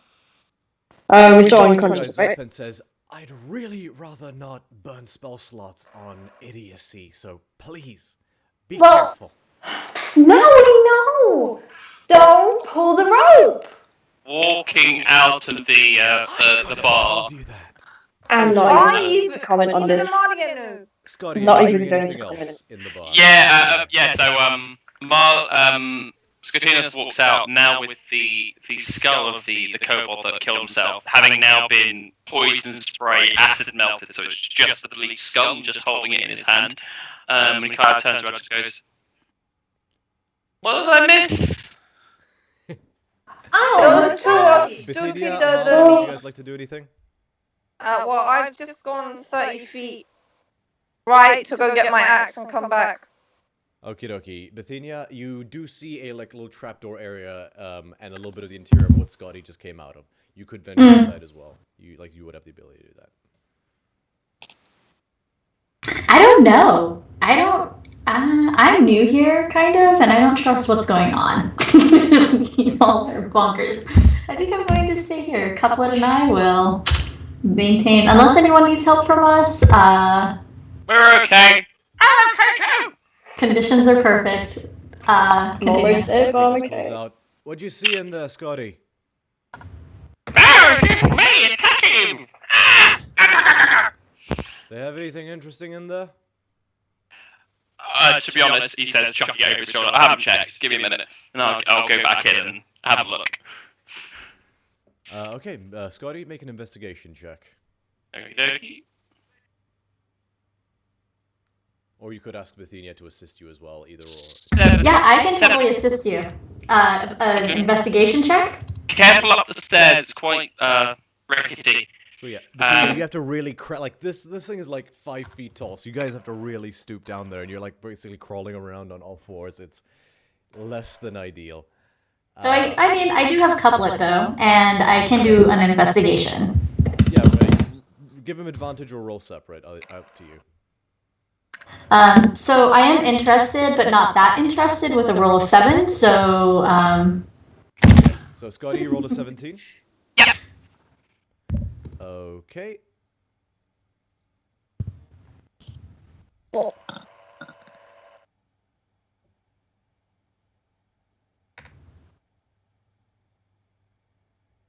Yeah, okay, so I'll say with this, you have a feel around and you see that the bar is made out of wood with thin stone slabs set atop it. You remove the middle slab after shoving around a bit, and you discover that the middle slab is removed, and within you see a small hollow filled with 580 copper pieces, 120 silver pieces, 30 gold pieces, as well as what looks to be a just wooden stick. I'm so sorry, could you repeat those numbers again, please? 580 copper pieces. Yep. 120 silver pieces. Yep. And 30 gold pieces and a wooden stick. Wooden stick. For making your point with, I shall take all of the above, and then I shall fetch Clancy the bleached skull that I've created and stick him on the wooden stick. But I can't. It does go through, so it's kind of like it's through the jaw area, so it's kind of just like it's not even sitting correctly. And I now have a skull on a stick, and I come out. Now, just want to double check one thing, and just need to see.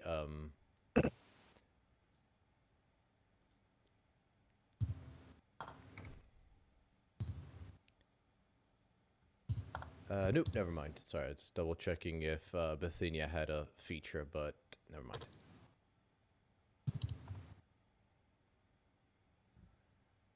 Cool. So yeah, you guys watch as Scotty and Bithynia emerge, and Scotty is carrying the gold that he found in this wooden stick.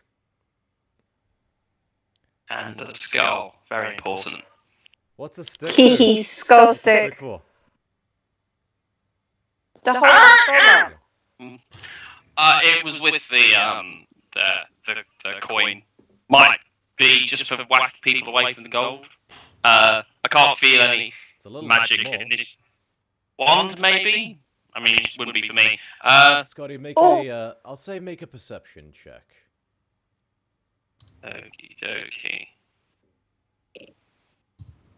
17.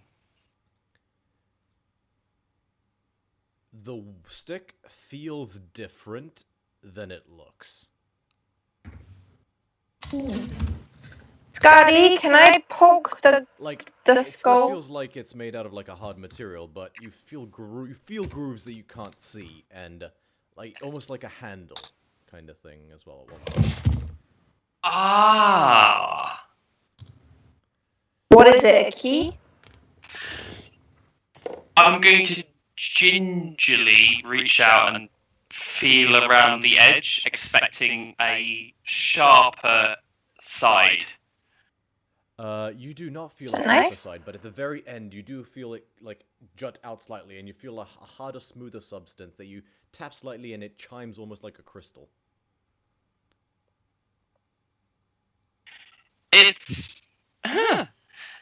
It's some form of scepter, but it's cunningly disguised as a stick. I will take. That will explain why the skull didn't fit properly. Again, Clancy goes back into the bar. It's not really. I can't see a benefit myself for it, but Bithynia. Do I have insight? Can I do insight on this or not insight? You make an Arcana check. Arcana. There's a limit to what you can glean, though. Something like identify or detect magic is what you want. Okay. Because I'm curious and I'm interested, and with a 20 total. So there's definitely an illusion to conceal the true appearance of this, and through feeling it, you get the sense that this does seem to be some sort of wand that's concealed to look like an ordinary stick. Okay. And can the rest of the party hear me or see me from where I'm at? I'm with you. So Yeah, you guys have stepped outside again. Sorry, point of order, actually. Let me go ahead and... Yeah. So I come out and I think I probably carefully come down the rickety things. Well, I don't know if You you guys came in or definitely not, but come yeah, down and reconvene. You guys are all back in the center. But I'll offer the stick. I'd be more than happy to hold on to that if anyone would like me to. I don't know much more I can glean from it unless someone else is interested in it. I think it's safe with you. You hold on to it. Yeah, I agree. It's a magic stick to me. Stick, magic, stick. How is everybody doing health-wise? Like, do we need some healing? Like, what's He going says, on? how are you doing health-wise? I'm fine. Seriously. Well, I'm not doing great, to be honest, but, you know, I kind of did that to myself. Don't worry about me when it comes to healing. But... Really, I'm okay. But thank you. I'm mostly covered in someone else's blood. I'm okay. I've still got a headache from where that got hit with the cocktail and the pebble. Okay. Well, I just went through being on literal fire and almost dying from acid, so I can't say I'm doing great. I feel like... Calliope will hand you, Adokia, her one potion of healing. Are you sure you want me to take it? Yeah, I can magically heal myself. Don't worry about me. I can also do prayer of healing if you want. We'll probably need that too. Okie dokie. Cool, so if you choose to drink the potion, Eudokia, you regain 2d4 plus 4 hit points. Yeah, we don't know what's coming. I think I'll need it. Thanks, Calliope. Yeah, and I'll start doing prayer of healing. Alright, so I'll roll for it just for simplicity's sake. Okay. For the people that need it. You heal 6 points of healing, Eudokia, from the potion alone. Cool. Alright. So, who needs healing from the prayer of healing? Because I can heal 6 creatures. I would. Calliope's at full health, so she will step back. The lion needs it. Okay, just stick around me for a hot sec, and I'll do this. I'll be back in like 10 minutes, and I'll like sit down and start praying. She starts doing prayer of healing. Does anyone else wish to do anything during those 10 minutes? Is there a... You have to remain close to her to get the benefits of the healing. Yeah, is there dead, like, a cowboy next to her? Yeah, you can find easily a dead kobold, no problem. Okay, then I would like to investigate on it. Like, to search it, sorry. Yeah. 6. That's a sandwich. A copper piece and what you suspect is a giant's toenail. So, okay. 1 copper coin and a toenail. Like a really large toenail. Yeah. Where can I add the things I find? So you can add your inventory. Inventory. I'll say at this point, Hilira, go ahead and roll your prayer of healing. Oh, everybody gains 10. Total. Thank you. Thank you. Do we want to take a minute then as well? Maybe a quick short rest, just because that was a lot. Calliope suggests. Yeah. Should we rest in the bar? Just in case someone or something comes to us? It's, you would know, Bithynia and Scotty, that it is a bit of a squeeze, but you guys could theoretically all fit in there. Amalia would struggle. That's the only thing. Careful of the lad. That's not very sturdy. We might want to kind of. You might not get up the ramp. Question, Oh, what okay. about if they go up there to rest while I'll take watch and then we'll switch? I'd be happy to watch as well. Yeah, okay. Okay. I can watch. I don't need to heal, so I'm good. Cool. You can watch and take a short rest. This is a short rest, so you can still take a short rest whilst watching. That's, and you then would get your warlock spell slot back. Okay, let's do it. Cool. So you guys all one by one clamber into this really tiny, slightly cute ramshackle bar, and just move some of the chairs aside. One of you tries to sit in one and just snaps out from under you. Amalia and Bithynia just outside the bar taking point watching, and you all just sit in for a quick short rest. Speaking of which, you can choose to use your unicorn or give it to someone, Hilira. I think I'm gonna use it myself because I'm really low right now. So you watch as she just snuggles this unicorn real tight, and it seems to sort of glow ever so slightly, and her wounds just close up a bit more. We'll roll that additional healing at the start of the next session, but I'll say as you guys sort of settle in for this short rest, that is where we'll conclude tonight's session. I don't want to go too late because there's like a bunch of extra stuff going ahead, and we'd risk going to 1 a.m. unless you guys especially want to. Wouldn't be able to, unfortunately, this time. Yeah. But, oh, wow. That was... Kobolds, man. You can never trust them. Yeah, we can absolutely take a group photo. Let me go ahead and just trying to see what's the best way to do this. I will full screen and just dismiss this and come on, shift 3. Everyone smile. You have to hold it for a second because I'm having to go for the Twitch delay as well. Hold on. Okay, I got a few ones. Let's have a look. Okay.